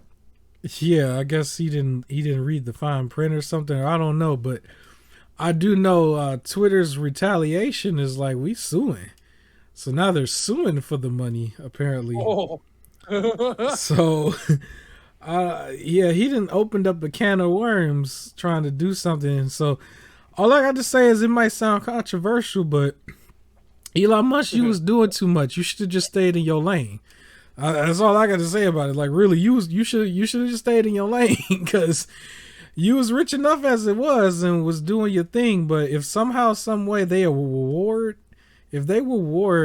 Twitter the money, and then they still get to keep the name and stuff anyway because they sued you, that's a major L. You know what I'm saying? I don't know too much of the details. All I know is they said Twitter was suing, and it didn't look like it was for $100 or something. It looked like it was for a lot of money. So if somebody sit there and say that, you know, you guilty or whatever, or however they gonna say it, however they gonna do it, you know, all of a sudden now you gotta pay over money. And I'm pretty sure Twitter still remains Twitter. Like, I don't think they will be like, the judge forces you to own Twitter. I think they just gonna take your money. I think that's what's gonna happen. It'd be kind of wild if all of a sudden you forced to own it. Like, what? Like, I don't think that's not how it works. I'm not a legal person, but no, I think it's more or less we were expecting this amount of money. You backed out on the deal. Yeah, you still owe it money. Though. Like, it's damages, I think is the term. Like, you paying damages. So that would be crazy, because like, what if that's what it is? Like, he has to pay the money, and now he doesn't own it either, but he's got to pay that money because of whatever, like, however they do it. Yep. With the greatest lawyer of all time, like that would suck, man. So for anybody out there trying to make business moves, make sure you know what you're doing, because that kind of thing is going to happen to you. Now, in the real world, I'm pretty sure even with that happening, he's still going to be able to bounce back. It's probably still, You know, he's still gonna be a millionaire no matter what, probably a billionaire The no Musk matter what. family got a, the Musk family got a lot to bounce back from with some controversy going on. Go ahead and Google it. But woof. Rich people don't care. They out here doing everything. They don't care. They They do everything. they doing everything, and including eating tarantulas. But anyway, I guess we can move on from that. That was just quick. It's just Elon Musk, get it together. Twitter, get it together. Stop banning people. I don't know. But yeah, Oh, real quick, up until this little section here, man, my sniper skills was on point in this game. Sorry, well, looking at my the order gameplay footage, and oh, you trying to sniper brag? is solid here. He bragging. I was killing the game. He bragging. Okay. He flexing. He flexing on y'all. So y'all gonna have to, I guess, find his gamer score and challenge him in a duel. I guess. Nah, just get the order and then do better. Get good is what he's saying. Get good, not just in the Souls game, but in everything. Okay. This should also be a fun one because Stray. I wanted to go back to Stray just for a brief moment. We don't have to spend too much time on it. But Stray apparently, from what I saw, has partnered with Travel Cat. Now, Stray got some sponsors now, or Stray got some sponsors. Like, I've never heard of these games, other games having a lot of sponsors like that. But Stray is doing some big things. It's kind of funny because it's like, initially I looked at it like it was like a double A game, like whatever. But they doing some big moves now. Have you heard about the Travel Cat thing? I sure did. GOTY, my homie, game of the year. So, right. So Travel Cat, for those that don't know, it's exactly what its name implies. It's gear so you can go travel outside with your cat. So they have, like, for those that are comfortable with like outdoor cat stuff, they have like harnesses that you can get so you can walk them like a dog. Because like, if you have an indoor cat, it's usually not good to let them just start going outside. If you have an outdoor cat, then it's fine. You can just walk them and things like that, if you want to. And I actually have a neighbor who does that. They walks their cat. But besides that, they actually have like backpacks that you can get to put your cat in, so you can go for a walk and they can chill in the bag. So Stray partnered with them on that stuff. Yeah, y'all could do y'all Spider-Man thing too, I guess. I don't know, but probably not. Yeah. You probably shouldn't do the Spider-Man part, but at least Stray out here making some moves. And I have here also that Stray is still coming out on July 19th. Now, I do probably still want to clip this. So by the time you see the clip, it'll either be out that same day or maybe the day before, day after. But yes, so Stray is out here making some major moves. It's not just a AA game. They doing some AAA moves out here. It was #1 on Steam at one point. I might still be #1 on Steam. And now they got some sponsors, or it's not a sponsor, it's a partnership. That's different from a sponsor. It's a they're partners. It's like, you got the leash and the yeah. backpack with like Stray icons on there. So it's like Stray inspired versions of it. Listen, man. Which about the physical release. So Stray is gonna be getting a physical release. Now what's weird is like the game physical comes out in like September. So you can get a digital in July, physical in September. But then they also have this so the physical copy comes with these like little art cards that you can get. So it's an actual like physical printed out card with like little art designs on there.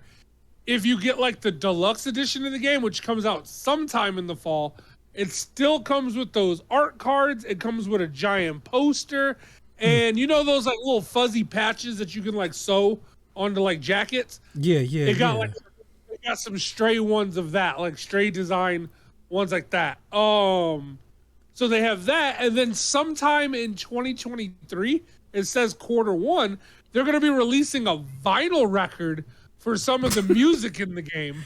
Yeah, Stray making some moves, man. Going all in on Stray, man. But they might as well do like some sort of collector's edition where you could just like they just give you a cat. You just get an adopted cat too. Like they You just just might. get a cat. It's like the statue is the cat. You get a cat instead of the statue. And it's like there's your collector's editions. Yeah, so Stray. I had to revisit this again because I was just like, yo, Stray is making some moves out here that I don't normally see from a video game. Because typically everything a video game does is like 100% video game related, or you get like a statue or a toy or a book or something. But no, they covered out with stuff for your actual pet. Like, no, we gonna do some big things with this game. So yeah, Stray. I'm looking forward to it. Maybe it might rival God of War. Maybe it might rival Elden Ring for the game of the year.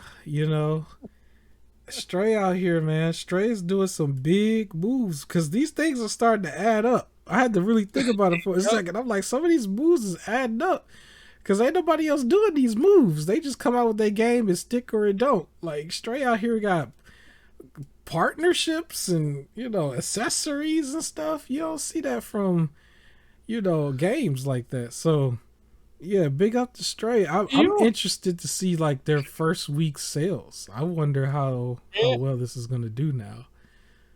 Yeah, I heard a rumor there is a trophy in the game or an achievement, depending on what system you play it on, for meowing like 100 or 1,000 times or something like that. Oh my gosh. Yeah, that's gonna be crazy. So can you imagine? Yeah, go ahead. If the game is like not good, like not even on something like it's a decent game. Like, what if it's just like all of this, and then it's just like I mean, I'll admit the robot stuff looked a little silly. Like I know it was supposed to be some post-apocalyptic thing going on. Capitalizing on cyberpunk. I don't think anybody, because I think everybody just wants to play as the cat and just walk around. I don't think too many people is worried about that. I think it probably still will be short and sweet and straight to the point, but I don't think anybody's really worried about the gameplay. It's just more about playing as a cat in general. And it's still making big moves. Now, it might not be as good, but I think it's going to be good enough that, people are ignoring that. That's not even why they're buying it. They're buying it just because they're pet lovers. It's like, it's just because you love cats. That's it. So that's going to overshadow a few things. People are going to look a blind eye. I think the only thing is that you just got to make sure it doesn't come out buggy or broken. That's probably the only thing that will probably slap you back into reality. Because if the game was just by itself not that good, then it's just simply not that good. And people will still be going on and on about, the fact that it's a cat game. But if it's buggy or broken, then it's like, now we might have to talk down on it a little bit. But right now, I'm just saying, it looked like they winning. Stray is winning out here. That's all I got to say on that. Stray is winning out here, and I'm not mad at Stray. Stray, get your money. Get your money, Stray. All right. All right, so another thing, we can move on from Stray, and we can move on to something that might be a little funny. I don't know how much we could poke fun at this. I just saw a headline, and I thought we could expand on it a little bit. I didn't even read the article. I just saw the headline. But it's like, you don't even need to read the article for this one, because this is like, you already know what's up when I read this. But basically, CD Projekt Red is worth 25% of what they were worth before Cyberpunk 2077. That was the headline. Whoa. That was the headline. So yeah, they've been I don't know if people have been paying attention, but yeah, they've been going through it over there. They've been going through some recessions over there. So you lost 3/4 of your worth over one game because you listened to big business instead of developers? Let that be a lesson. Woo. Yeah, that's a little much, because initially they got a big payday. That was what it was initially. But if we remember, their roadmap was just like, has it been almost 2 years? It's been like that. It was about a year and a half before it became considered playable. That was the thing. So yeah, CD Projekt Red was going through it, I guess. That's why I said it was just a headline that I read, because I don't even need to fact check that. I believe it. Because they've been quiet since. Because I think even before that, didn't they have like a data breach or something, and like some ransom kind of thing going on, if I remember correctly? Holding backs, like they're like, hey, we got to push our roadmap back because of this. So yeah, so they have been going through it, because I could only imagine, like, once everything hit the fan, a lot of the investors pulled out. And then I remember the CEO dude had like gave himself a payday, and then after he gave himself a payday, he went out there and made that bizarre apology video. Remember the apology video?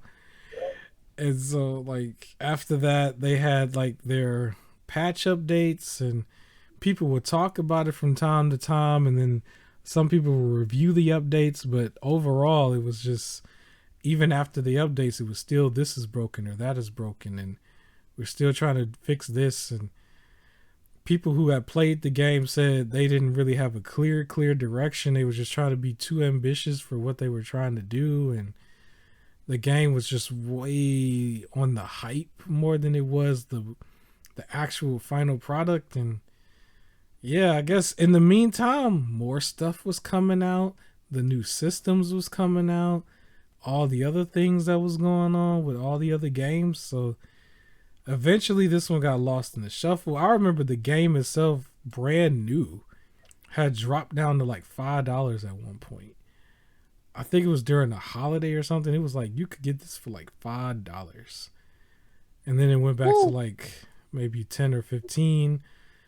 And it was just all over the place. And then they promised free DLC and all of that. And it's, I don't know. I think as a game, like Cyberpunk as a game, you can still get it now. If you haven't gotten it before, you can get it now, and it'll be probably a very good game or decent game for you, because you've missed all of the chaos and everything. Yeah. They fixed everything, but yeah, they took a hit. I don't know if they can recover. I'm pretty sure the Witcher game will help them recover it, but you know, it's going to be harder for them, because now they're going to have to still take time on that.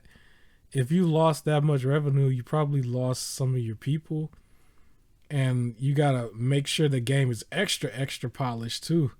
So yeah, they in a rough state, man. I don't know. Cyberpunk, it claimed some souls. Yeah, that's so yeah, so that was a thing. We're almost done, and then we're gonna get into this one. This one probably will be a little controversial, because there is a rabid fan base that's not honest with themselves a little bit. But let's talk about Kirby Dream Buffet. So you mean Kirby Party? It looks like boring Mario Party. Be real. Wow. Like it looks like a Mario Party with like half the games. So you burying it from the jump. You ain't feeling it at all. Yeah. No, Dang. so basically, if y'all saw the trailer, it took one Kirby, and then they got some like multicolored Kirbys. All right, the spectrum of Kirbys, all eating, like they're eating cake and then doing mini games on top of a cake, and now then it's a party game. Yeah, They already have Mario Party for that, like, and it does it like better. Like it's Mario Party, but like food and only Kirby, and it does not look good. Like it doesn't look good at all. See, I don't think it looked terrible. I just thought it reminded me immediately of Fall Guys when I looked at it.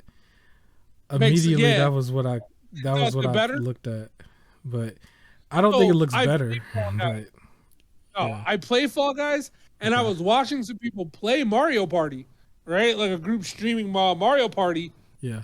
Then I saw this trailer, and it was like, well, this just looks like the lesser version of those. of Like, Mario Party. so, yep. Yeah, I was just for me, I was confused a little bit about the timing of this more than anything because they were already fresh off of another Kirby game, like a full Uh-huh. Kirby game that just it is not even that old, really, you know.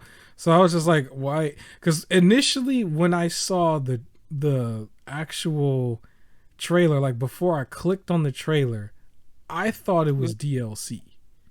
I thought it was going to be a DLC Kirby game that's going to be added on.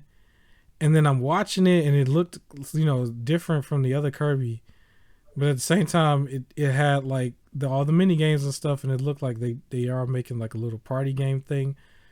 But I was just like, wait, is this not the other Kirby game? It's not like a DLC to that? And it's like, no, this is his own thing. And I'm just like, yo, you just came out with a Kirby game. That was just my whole thing for it. So Yeah. I was a little confused by that, but I think this is more about their online service. I think they're trying to add value to that. Cuz Uh, when they talked about the game, I didn't see like I went to the website immediately cuz I wanted to confirm that it was separate, but I couldn't get the price of it. Like I couldn't see the price at all. And in the trailer itself is like go to the eShop to get it. And so I'm thinking like maybe this is going to be, to promote playing with people online and everything. And they're oh, because they're trying to put their service together a little bit. I don't think it's a part of the service, but I think they're just trying to create something to get more people to play multiplayer online on Nintendo's ecosystem. It was just to me, it was like it just seemed like a little early to just throw out Kirby after you've already had a Kirby. It made it look like they were just running out of ideas to me. Nintendo in general. That's how it looked to me. And I was just like did it but have to remember, be? Yeah. you can't have F-Zero. You can't. You can't bring, we can't bring these old titles back. Sorry, but Yeah. he's a party Um game. I wouldn't have like so F-Zero. Yeah, it would be cool to have the variety there. I think for me is more of a Star Fox because Star Fox is a game that Yeah. was like very different from the stuff that you see on Nintendo's platform today. Like the Star Fox that they show off usually is what's in the expansion pack, which is just the N64 game, which essentially is just their version of a ROM, basically. But Oh, there wasn't really a Star Fox for Switch. You know what I'm saying? Like, I don't think I've seen anything like that for them. And I think in another video I compared it to Chorus. I was like, there's a game called Chorus that's multi-plat. And like, if you're licensing out games to like Ubisoft to do Mario Rabbids, you could have licensed out, another to another developer, somebody like people who did do Chorus to do Star Fox. That was just my whole thing. right. Um, I'm not really interested in the Kirby game, but it did look like it was getting a lot of positive reception, and it looked like it was something that people probably is going to Really. cling to. Yeah, Oh, but I'm the enemy. you're the enemy, so you're against it all together. So you're against you're not feeling it at all. I don't really want to play it. It doesn't seem that interesting to me. It just seems like this is perfect for within the fan base of like Nintendo heads who's like, pretending the other platforms are not there, kind of like those Uh-huh. Nintendo heads, like the real Nintendo heads who's like, whatever's on Nintendo is like the best, like those kind of fanboys. Like I could see Yeah. them, and then I could see somebody giving it to their kid, kind of thing. But other than that, I was just like, Fortnite is free now. You know, Right. I said Fortnite, but in my head, I was actually thinking Fall Guys. Fall Guys Oh, is like free now. That's what I meant to say. yeah. And it's also multi-plat and cross-play, if I'm not mistaken, right? So It is multi-plat, I cross-play, free, 6 seasons worth of content. I don't know. So I Let's play now that. my whole thing was just the timing of it. I was just like, it ain't been but 2 months. This has been a thing with me for Nintendo for a while now. Pokemon is something that everybody for the most part loves. There's a few people who don't like it, I've seen, but I always used to think it was weird. Really? Like it was weird to me whenever I would see somebody have a Pokemon like Pokemon Legends Arceus, right? So that comes out, Uh-huh. and then they announce Scarlet and Violet, right? And so everybody's like kind of on that, and I still want to play it as well. It's just my whole thing was the timing of it. Like some of the stuff that they show is like duplicate games in a way, like duplicate names, where Right. like Legend of Arceus wasn't even out that long before you were already announcing the next one, you know? And like Kirby Well, to me is probably the biggest one for this type of thing because Kirby came out in June, right? Wasn't this a June release? Am I yep. tripping? Or was that before? No. I'm wrong. Or not I'm wrong. June. No. Like No. I meant April. I'm sorry. earlier I'm in the wrong. year. Yeah, it Yeah. was. It wasn't. Can we look this up? Let me make sure I'm right because this fan base is really ridiculous to me sometimes. But like it basically it hadn't been out that long, and then they kind of just announced there's another one, and it's coming so fast. And whenever we have games that come out like that, it is usually the microtransaction free to play type game. But this is Nintendo, so this ain't gonna be free to play. I don't believe this is gonna be free to play. I didn't see a price, but I if it's free to play, it's gonna be scary. Because now you're talking about a free to play Nintendo game. So Yeah, I don't think know, it's free to play. but the Kirby game hadn't been out that long. I know it came out after Elden Ring, but Elden Ring's momentum was still so high that it just sort of came and went. You know, like I'm pretty sure within the realm of Nintendo fans, it still had its, core fan base who still supported. But Oh, it was like, for me, I'm like, yo, is this really a whole nother game that fast? Like, it looks like they're running out of ideas. Nintendo, for me, it looks like they're running out of ideas. Like, and I understand this is so controversial because Nintendo is not the company. Everybody looks at Nintendo like they're a cute small puppy. You can't say nothing because it's like you're attacking a cute small puppy. It's like, no, Nintendo's the same big old one of the oldest companies, right? It's been there forever. yep.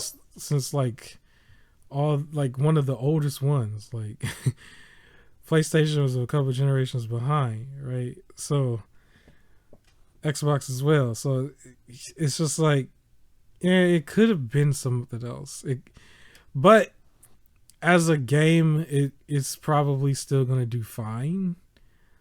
Do you think this gonna be a $60 bad boy? You think this is gonna be 60? Kirby Party? No. It's not gonna be.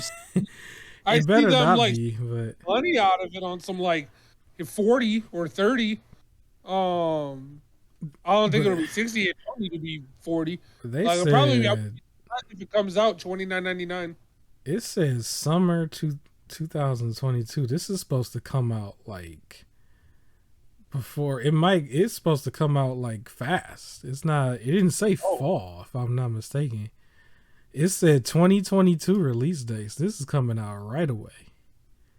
Oh, So like that's why I was just like, why are you doing two of them? Like, yeah, I don't know any other variety. It was just weird to me because it's like I would assume that the Kirby fans are still enjoying Forgotten Land, right? yeah. Like I would assume that you're not even done yet. Like I don't know, and to be fair, I felt the same way with the Last of Us 2, and then they wanted to do the Last of Us 1 part 1 again. Yeah. But at least with that, it's like you got some time in between. It's not exactly 2-3 months. This seems like it is 2 or 3 months. It's like I'm starting to question Nintendo's like creativity a little bit. I really am, because it's like, Also, what's weird is that it wasn't even like the last Kirby game. To be honest, had that like so much hype around it that people were like, you hear everybody's like, "When's the next Kirby? I'm ready." Like the game kind of just came out, and now they're already like more Kirby. It's like, yeah, I just feel like it would have been more, it would have been better received by me if it was like, this is the next Kirby and it's coming out a year from now, and because you're still enjoying the other one. But I was just like, yo, 4 months, like 3 4 months, like it just seemed odd. It seemed odd. Like I'm just now starting to get into Pokemon a little bit, but I felt like it was odd to announce Pokemon's Sapphire and not Sapphire. What am I saying? Scarlet and Scarlet and Violet. Yeah, I thought it was kind of odd to announce this is coming out when you had just put out Legends Arceus, and then you had the Brilliant Diamond and Pearl like a few months before that. Like I agree. Because for whatever reason you can't say nothing about this fan base or anything, but I just feel like that makes Nintendo look like they lack creativity. It just does, to me. It just does. And I don't think that's a bad thing to say when you look at it and it's like it's the same ones, because now you're spamming the games. You know, if I jump to Xbox and I look at Forza Horizon or Forza Motorsport, there's a year in between each release at least. You know, and it's not every year back to back. Like sometimes there's some time in between on that. You know, there was time in between. Like if it was just Halo, Gears, and Forza over there, and they don't have no games either, there's time in between some of these games. Where on this side it's like they're spamming some of these titles to me. That's how it looks. Because I remember, so even before I had my own YouTube page, I was watching this one girl's page who's like a bigger YouTube person. I can even say it because nobody's gonna know. I used to call her the Amber's clone, right? Nobody knows who any of that is. Right. So like I watched her stuff, and I remember when they first announced, because I watched her reaction because I kind of wanted to just see when they announced the second Mario Party game that was gonna be on Switch. This girl was pissed almost immediately because she had just bought the other one. And she was just like, but I just bought this one. And she was kind of mad. And I can imagine, isn't that how some of the fans might feel? Like, because you're still paying full price for each one. And it's like, I just paid for this one. Yeah, I thought it was absolutely too soon, to be honest. For as much as I'm excited for Scarlet and Violet, I thought it was too soon. I thought Legends of Arceus is dropping that, like, soon. Yeah. It was also too soon because I was used to them, like, it looked like the pattern was going to be like in one fall they released Pokemon, the following like fall they finalized all the DLC, the following fall they released like a remaster of an older version, and then the following fall they released the next one. So we had just had like the Sword and Shield, and then by that time the following year the Crown Tundra and the Isle of Armor was out, and then the following year, well, they were like, "Boom! Here's the Brilliant Diamond and Shiny Pearl," and I was like, "Okay." And then they were like, "Legends of Arceus" in like 3 months, and it was like, "Whoa!" Like I expected, when they first announced Legend of Arceus, I thought that was gonna be the fall, and then it was like, "Nope, it's in like January," and it's like, "And the next one's coming in the fall," and it's like that's a lot very quickly. Like now, I know Brilliant gameplay was different, but yeah. I was just gonna say Brilliant Diamond and Pearl, right? Like these those two technically were just port over remakes or whatever, or remasters. But it was just, if you are not, so I'm more of someone who is just starting to get into Pokemon a little bit more now, right? Mm-hmm. But I do a game every like once in a while, and I'm not planning on doing them all back to back like that. It's just from the outside looking in, it looks like there's a Pokemon like it looks like it was like 3 Pokemon games in the past year and a half. Like it wasn't even fully Right. two years. And then on top of that, 2 of them are doubles, right? So it's like 5 Pokemon games, right? Yep. Because if you don't know what's going on, and you go into like the store, like you go into Walmart, you go into a Best Buy or something, you go into that section, and you're not really into the loop, really. You just kind of looking, and they tell you each one is 60 each, and you see 5 different titles with each one Yep. different. You know what I'm saying? And it's like, well, which one am I supposed to get? And they're all Yeah. the same price. And you go to another platform and you can see, well, some of the other ones are marked down, so you can kind of understand which one's new and which one's not. And it's like, Uh-huh. not on Nintendo's platform, I think that fan base don't understand that. It's like, for somebody who isn't a fan is looking at it, it's like, it really looked like they spamming the game. It really does. It looks like there's like 4 or 5. Because then we're not even talking about how they have the Let's Go Eevee, right, and Let's Go Pikachu. Now all of these are just sitting there on the shelf. And I said before it was like a whole bunch of Mario games. It's just all sitting there. It's just like you look at it and you just say like, yo, like, where's the to me, that's just how I look at it. It's like, where's the creativity? It's controversial, and then I'm gonna get a bunch of like harassment for it, like last time I told you. Like, it's just like, that's how I look at it. You know, now I'll play some of the games here and there. It's just overall, it really just look like they don't have that much creativity. That's just my whole thing. That's how it looks as a brand. It looks like it's lacking on certain levels. It's like, now Right. I'm not gonna sit there and be naive. I understand they still have a lot of other titles. I'm excited for Bayonetta 3 as well. I think they do still get certain things correct.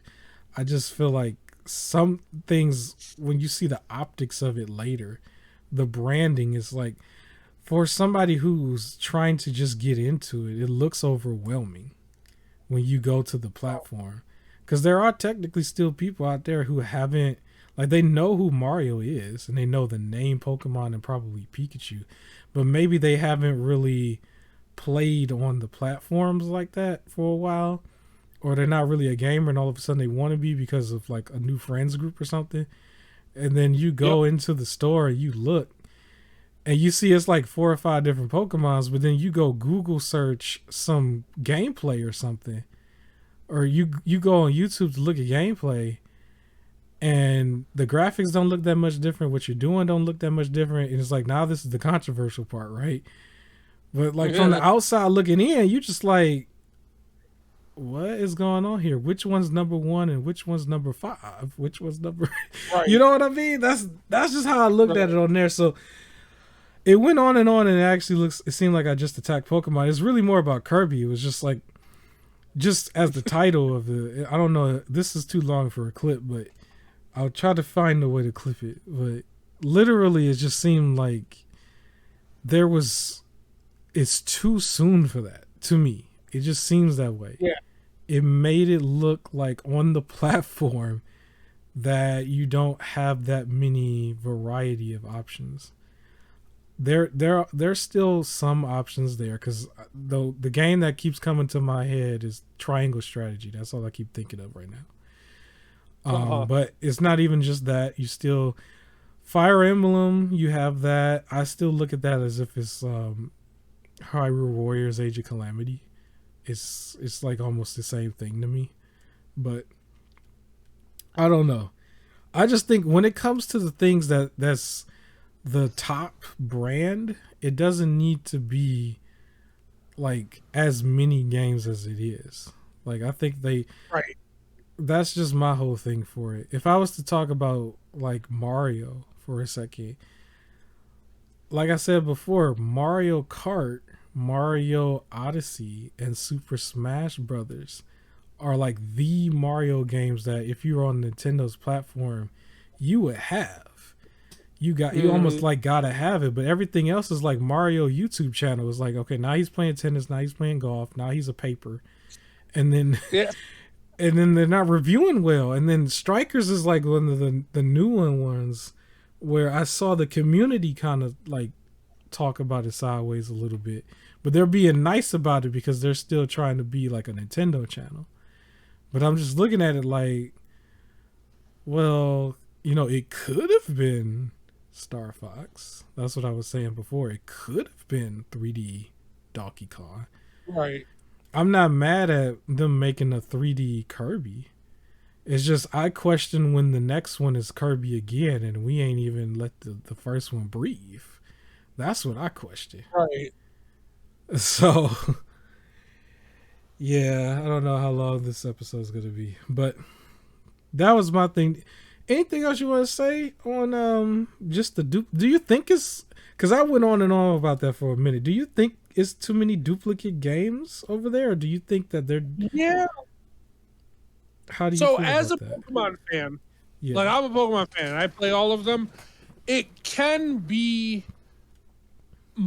a bit much, right? So like I Yeah. appreciate all the games. Like I like Legends Arceus being the way it is with the drastic gameplay, and I understand them like releasing it as its own thing to not like mess up the generation. So if they don't want to stick to that formula Yeah. for the generational games, they don't have to now that it was introduced. I don't think we need as many remakes Yeah. of older ones. To be honest, I always looked at the remake ones as kind of optional, and I thought that they were there just so you can give Pokemon fans something each year without like forcing a new one right away. Right? It was a way to just go, here's an old one you may have missed, and Yeah. things like that. But I don't think it's necessary. So I do think, and I think when we see stuff like this, and it's like nothing against like if you're a big fan of like for me, I'm a big fan of Pokemon, so I like all the Pokemon This stuff. is It's a not like huge fan base. And there's like one thing I want to say about it. I don't want to really cut you off too much. I just want to say one thing about it that I think the fan base doesn't understand or probably hasn't, because the fan base is looking at it one way. One thing I think the fan base probably doesn't pay attention to is that if you are not a Pokemon fan, right, or if you are somebody looking from the outside in, when they say something like Pokemon Diamond and Pearl or Pokemon Sword and Shield, like that sounds like it goes together in your head, right? But to the person who goes into the store, Pokemon Diamond is its own game. Shining Pearl is its own game. They won't think right away that Sword and Shield is supposed to be opposites of each other. They're going to look at it like it's its own game. Somebody might even go home with like a sword and then go home with Let's Go Eevee and probably thought that they had like I probably said that wrong, but like somebody would think that they have the opposites of each other, right? But go home with the wrong two. You know what I mean? Like there's a possibility that a grandma or something might do something like that. But somebody who's not really a fan at all, they're looking at it like they're counting it as numbers. It's like to everybody else is the same game, the opposite of the same coin. But somebody else is like, no, this is a lot of different games, and you don't know which one's first or which one's not. You know what I mean? Like you think it's like a series, and technically it is a series, but you think that you got to play in a certain order, maybe, or you don't know which one to start with, which one's the easiest, which one's the beginner. You don't know. It just is. It feels up like I'm gonna take a picture one day when you go into the store.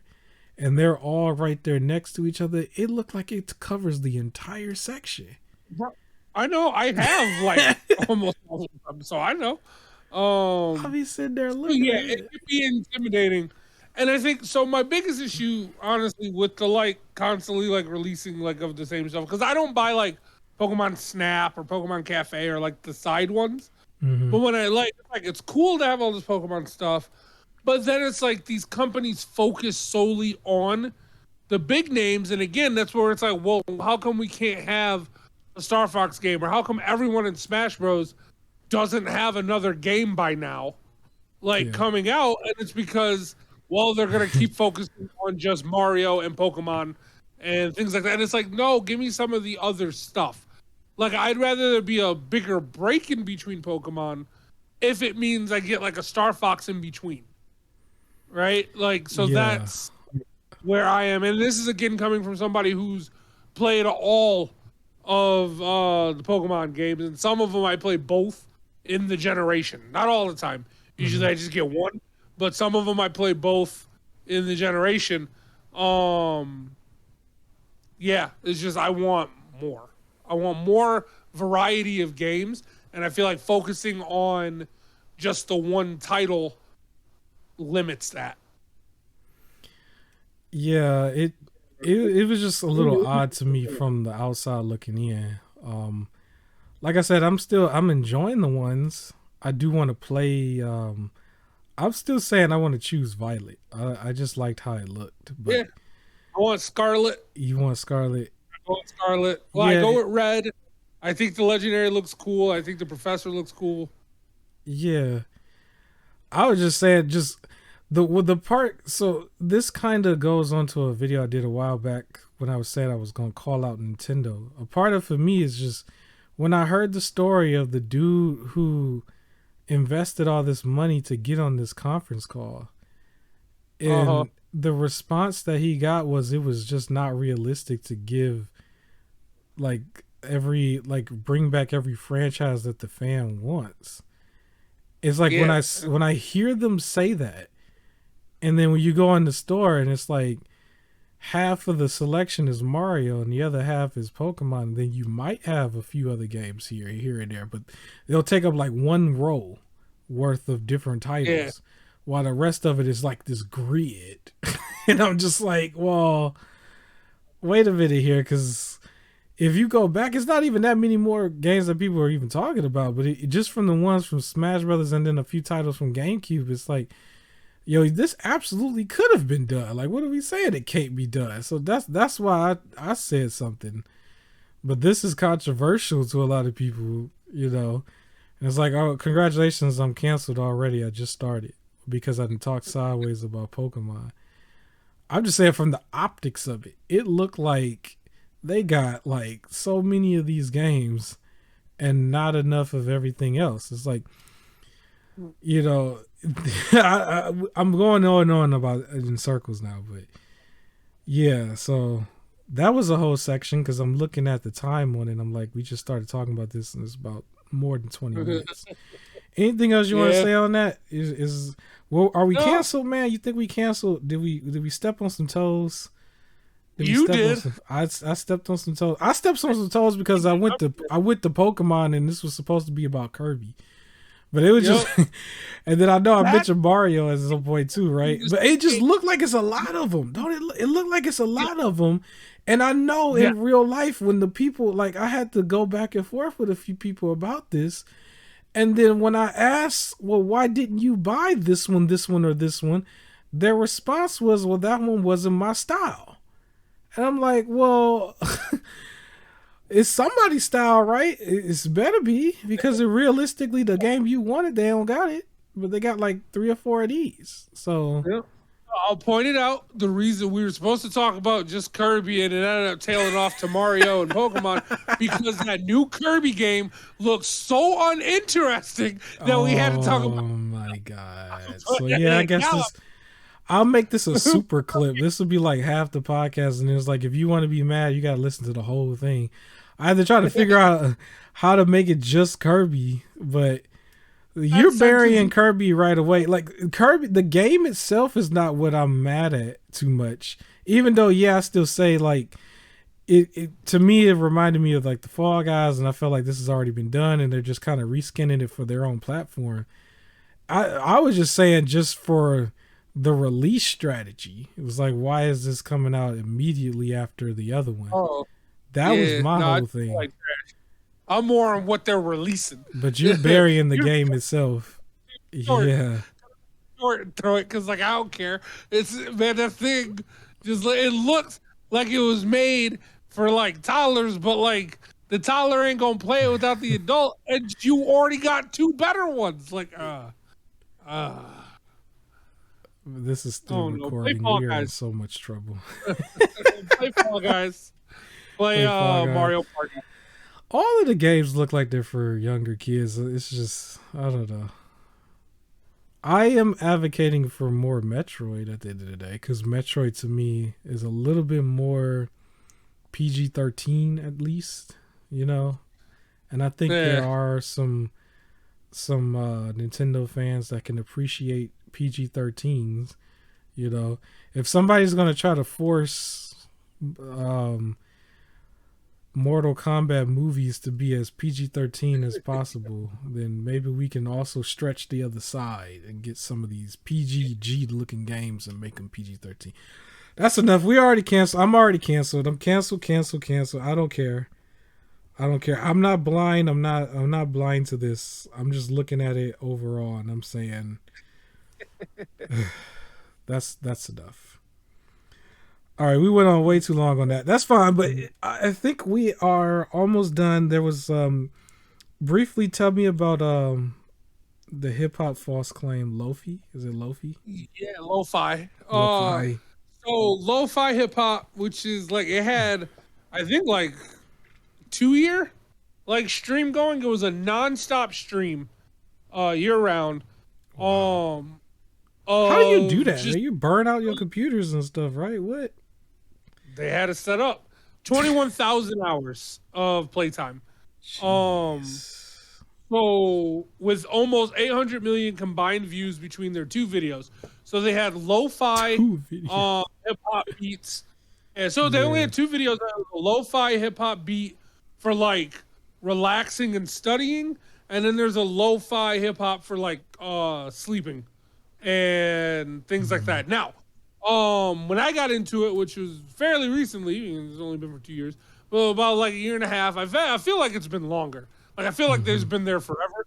But like during my like heavy days of studying, or if I was like about to take a nap in the middle of the day, I would always turn on the lo-fi music. And it just helped me fall asleep. Oh, pause for a second. I'm sorry, I'm going to cut you off. I know what you're talking about. I just thought about it. Oh, yeah. Shoot.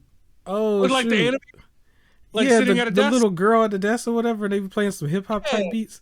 What? I used to play that while I wrote stuff. What?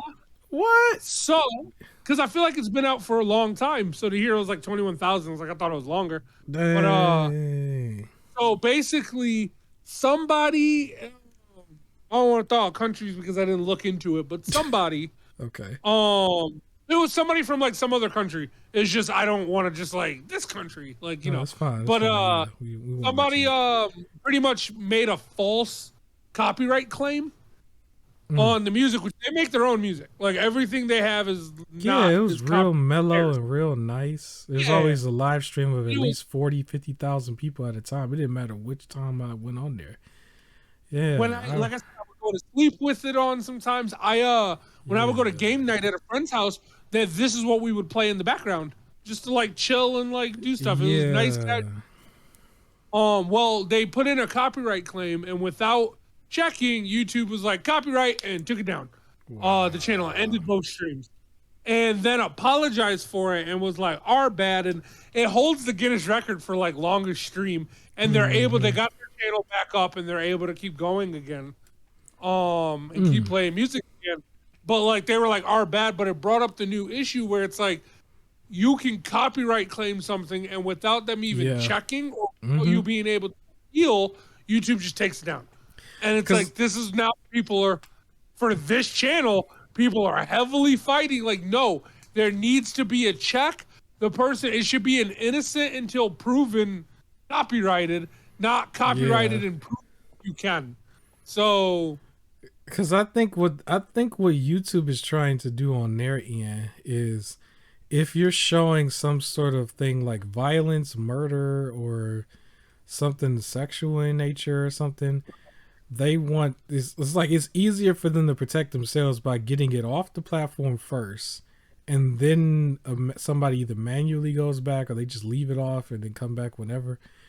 It's like that's how they look at it, but like in real life is like, well, you still took down our material, or you still messed up this channel, you still messed up our business in a way, and Yep. we didn't even do anything wrong. It was either somebody hating, somebody trolling, somebody, like you still did this to us and we didn't do anything wrong. It's like, I Is that think, many personal claims coming in each day that they don't have enough money to hire people to, like, when a claim comes in, to just watch it real quick before just taking it down? I Like don't I know. imagine they have their algorithm that'll automatically, like, track certain words or things and take it down, and then they can get to it when they get to it.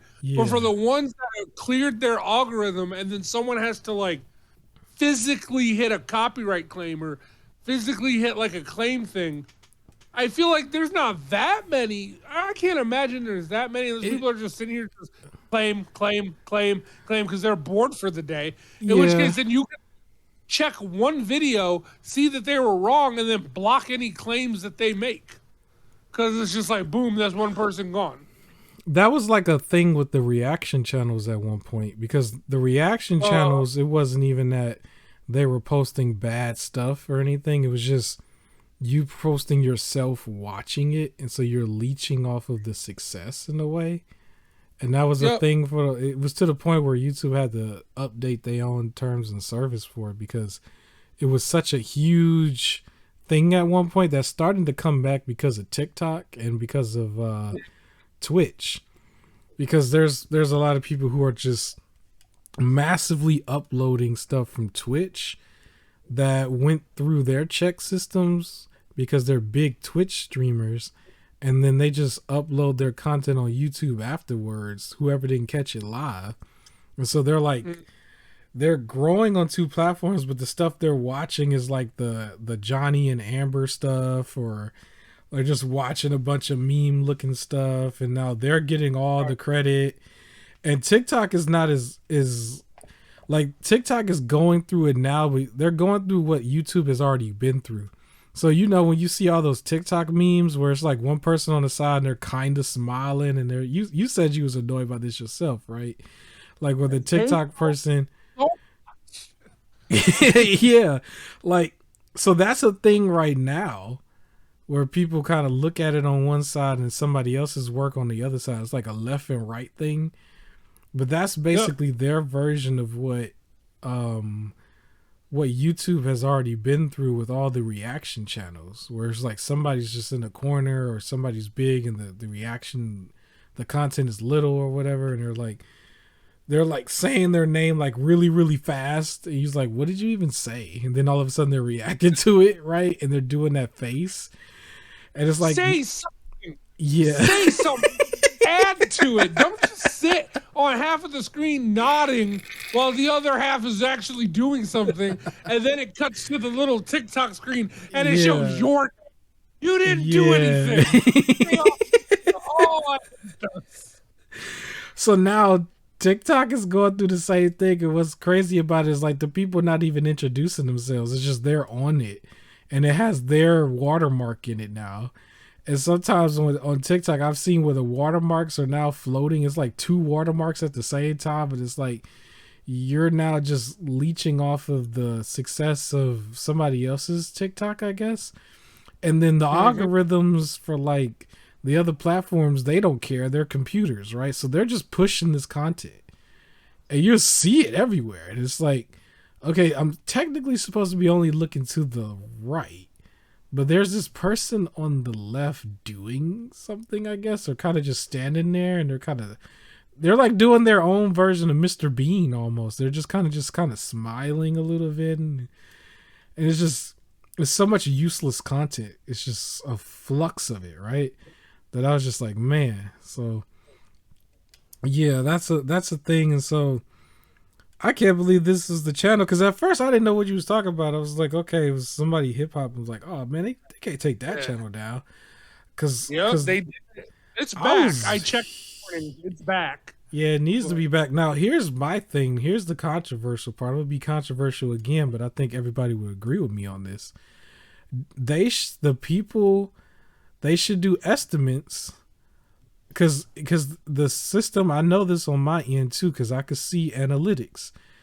They should basically be compensated for the time missed Yep. based on the analytics of what they could have gotten, based on what they've already been showing and stuff. They should be compensated because these creators would have had content out at a certain time, and during that time they would have been possibly viral to an extent. And you can go off of so much data, and they see the data on their end too. I think they, for any false claim and stuff, like YouTube should pay the creator for the difference, and then YouTube can go after the person who did the false claim. That would cut all that down. That would shut that all down, because sometimes people do that just to be trolling and stuff, just to try to hurt channels. Once you start putting money involved, when you start doing things that can go to small claims courts and stuff, then it's like, oh, so YouTube will have to pay the difference directly to the creator, so they get their money back immediately, and then YouTube themselves create the situation where now they got to go after the person who do the false claim. That'll shut all that down. Yeah. All of that will stop, just like that. It'll stop. So that's what they got to do. I don't know if I worded it correctly, but I'm pretty sure you understood what I said. But I know it's gonna be real complicated when you're talking about, like, what do you mean during the time that there's no way to tell if it could have went viral and blah blah blah. Well, it's like, but at the very least, you can still say, well, they at least get compensated for what the average is that the channel is pulling in during the monthly basis anyway, because you can determine that. Me too. For the lo-fi hip hop beats to relax and study to, I'm looking at because they have the old video up as well. 668 million views, and had 20,843 hours, 43 minutes and 51 seconds. And then the other one, the one to sleep to, 129 million views, and it was 20,000 hours. So there's enough analytics there to be able to estimate how much they would have made if those things stayed. Like, those are calculations that we make, because I feel like that is enough hours to justify saying it's however much. Because they could see the ad revenue and then base it off of the views, base it off of the watch time and all of that, and then take a look at what was missing from when they did take it down. Because that particular channel would have lost a lot of watch time in a certain amount of time, and then it would have lost a lot of ad revenue because of that. So YouTube owed them some money. That's how I look at it. There's a whole rest in peace thing. So, like, people thought the channel was just over, so they may not have come back yet, thinking not knowing the full story. Like, it's wild. Yeah, like, and then what about the numbers that might be affected if, like, people was like unsubscribing or whatever, or just maybe that was the only reason why they logged into YouTube or something for some people, and then they just now they're don't go back. Like, those kind of numbers are probably smaller, but still, it's like, they should start doing it where it costs money for these type of things, and it better be a real claim, because usually the way they do is they say, like, false copyright claims will get you banned from the platform, but it's like, does anybody actually go after anybody for doing that? Because I've seen where there were a couple of channels where people were, like, if you remember, I don't even know if I want to say his name, but I'll start with Q. You remember him? How there were channels who were rallying against him, and he was on his page talking about how he was getting lawyers and gonna do all this and that. Do you remember that time frame? Like, so, like, as big as his channel is and whatever he does and stuff, however anybody feels about it, it's like, if little tiny channels or stuff could just kind of take him down, you're still hurting his revenue, despite the fact that you might not like the content that he creates or fabricates or whatever, but he still has a revenue stream that, you're hurting at the end of the day when you do those type of things. The Lo-Fi channel, though, that one, man, that thing was like constant. And they had, like they'll change the beat like slightly or something. But yeah, I used to write papers and stuff to that, and study Yeah. stuff to that, and do a lot of other stuff, even editing, like even before YouTube, like just editing in general. I Yep. used to do that with that in the background. So yeah, So no okay, worries, it's still there. It's still there. It's yeah, back. So it's still live streaming currently. So it's there. okay, all right. Well, yeah, YouTube and whoever else, get it together. Get it together. I Yeah. think we're actually done, man. I think we definitely went on a lot longer because of what I said before. I'm just scanning through this because I think you said everything else. The only other thing I think we could say real quick, because I have it here, The Devil in Me for the fall 2022 release. So this was the Yeah. game that was like Saw. It kind of looks like Saw a little bit. Yep. The next Dark Pictures anthology game, which Hmm. is like pretty much the spiritual successor to Until Dawn, right? So Yeah, it's that Heavy Rain, Detroit Become Human, Until Dawn style of gameplay. The next one is called The Devil in Me. It has to do with like the murder hotels or something like that. I have to look into the backstory. But yeah, basically, the game looks like you're gonna be trying to survive traps like a Saw game. yeah, yeah. It So does. trolling a few people, and I'm really excited. Like I was already excited about this series of games, and I was like, I gotta get through Until Dawn, and I'm trying to find a day where I can just play it like all the way through, Yeah, and then I'll start getting into these. And when I heard this one, it's like, well, now I need to make it happen because I love the Saw franchise. So this yeah. game looks great. Yeah, I think Saw went on for so long. It's funny how like with Saw, I think people were starting to get a little stale on it for a second. And it's like the Hmm. second you put a new name on it and put a new twist and put it under another developer or whatever, it's all of a sudden a new thing. Because I remember Escape Room like kind of came up for a split second. The first movie was a little hot for a minute, and Yeah, now we have this game which is it's in game now, and it's a game format, and it's not from the same people of the other two franchises, Escape Room and Saw. And so now in game format, with your decision making and all that stuff, you get to play this type of thing out, and you're not really yeah, worried about like the whole licensing thing. So they have their freedom to make this game the way they wanted to make it, and they make these games all the time, and they're always awesome. So yeah, I'm yeah. looking forward to this too. This is that horror movies. This is the real horror movie game right here. This is This is the format to do it in. Choices, yeah, quick events, and like yeah, who will survive, who won't, how will it affect the other people going through. yeah. Like this might be the one with the repeated gameplays to see the different stuff. I forgot what the other Dark Pictures game was before. I remember they had just came out with one Yeah, where Man it of was the Hopes and House of Ashes. I think it was House of Ashes, because they was like underground, like deep Mhm. underground, and there was like the military, and there was like these bat demon things down there, and depending It on was what either you House of Ashes or Man of Medan, I believe. One of those two. somebody say it in the comment section, please. I know the other one was still just as good, and technically, PlayStation Plus had just put one of them The first on. one. Yeah, PlayStation Plus just put the first one out. Yeah, so that one's on there too. So yeah, play that if you got PlayStation Plus, and get you hyped for this. I'm looking forward to it because it's basically you get to play Saw in a way, Yeah, And I was a yeah. big fan of the first few Saw films. I thought once they got into the second half, it was like they was doing too much, but these games are like they always bring a fresh new story, and like there are other games out there where one of the main things that they lack is storytelling.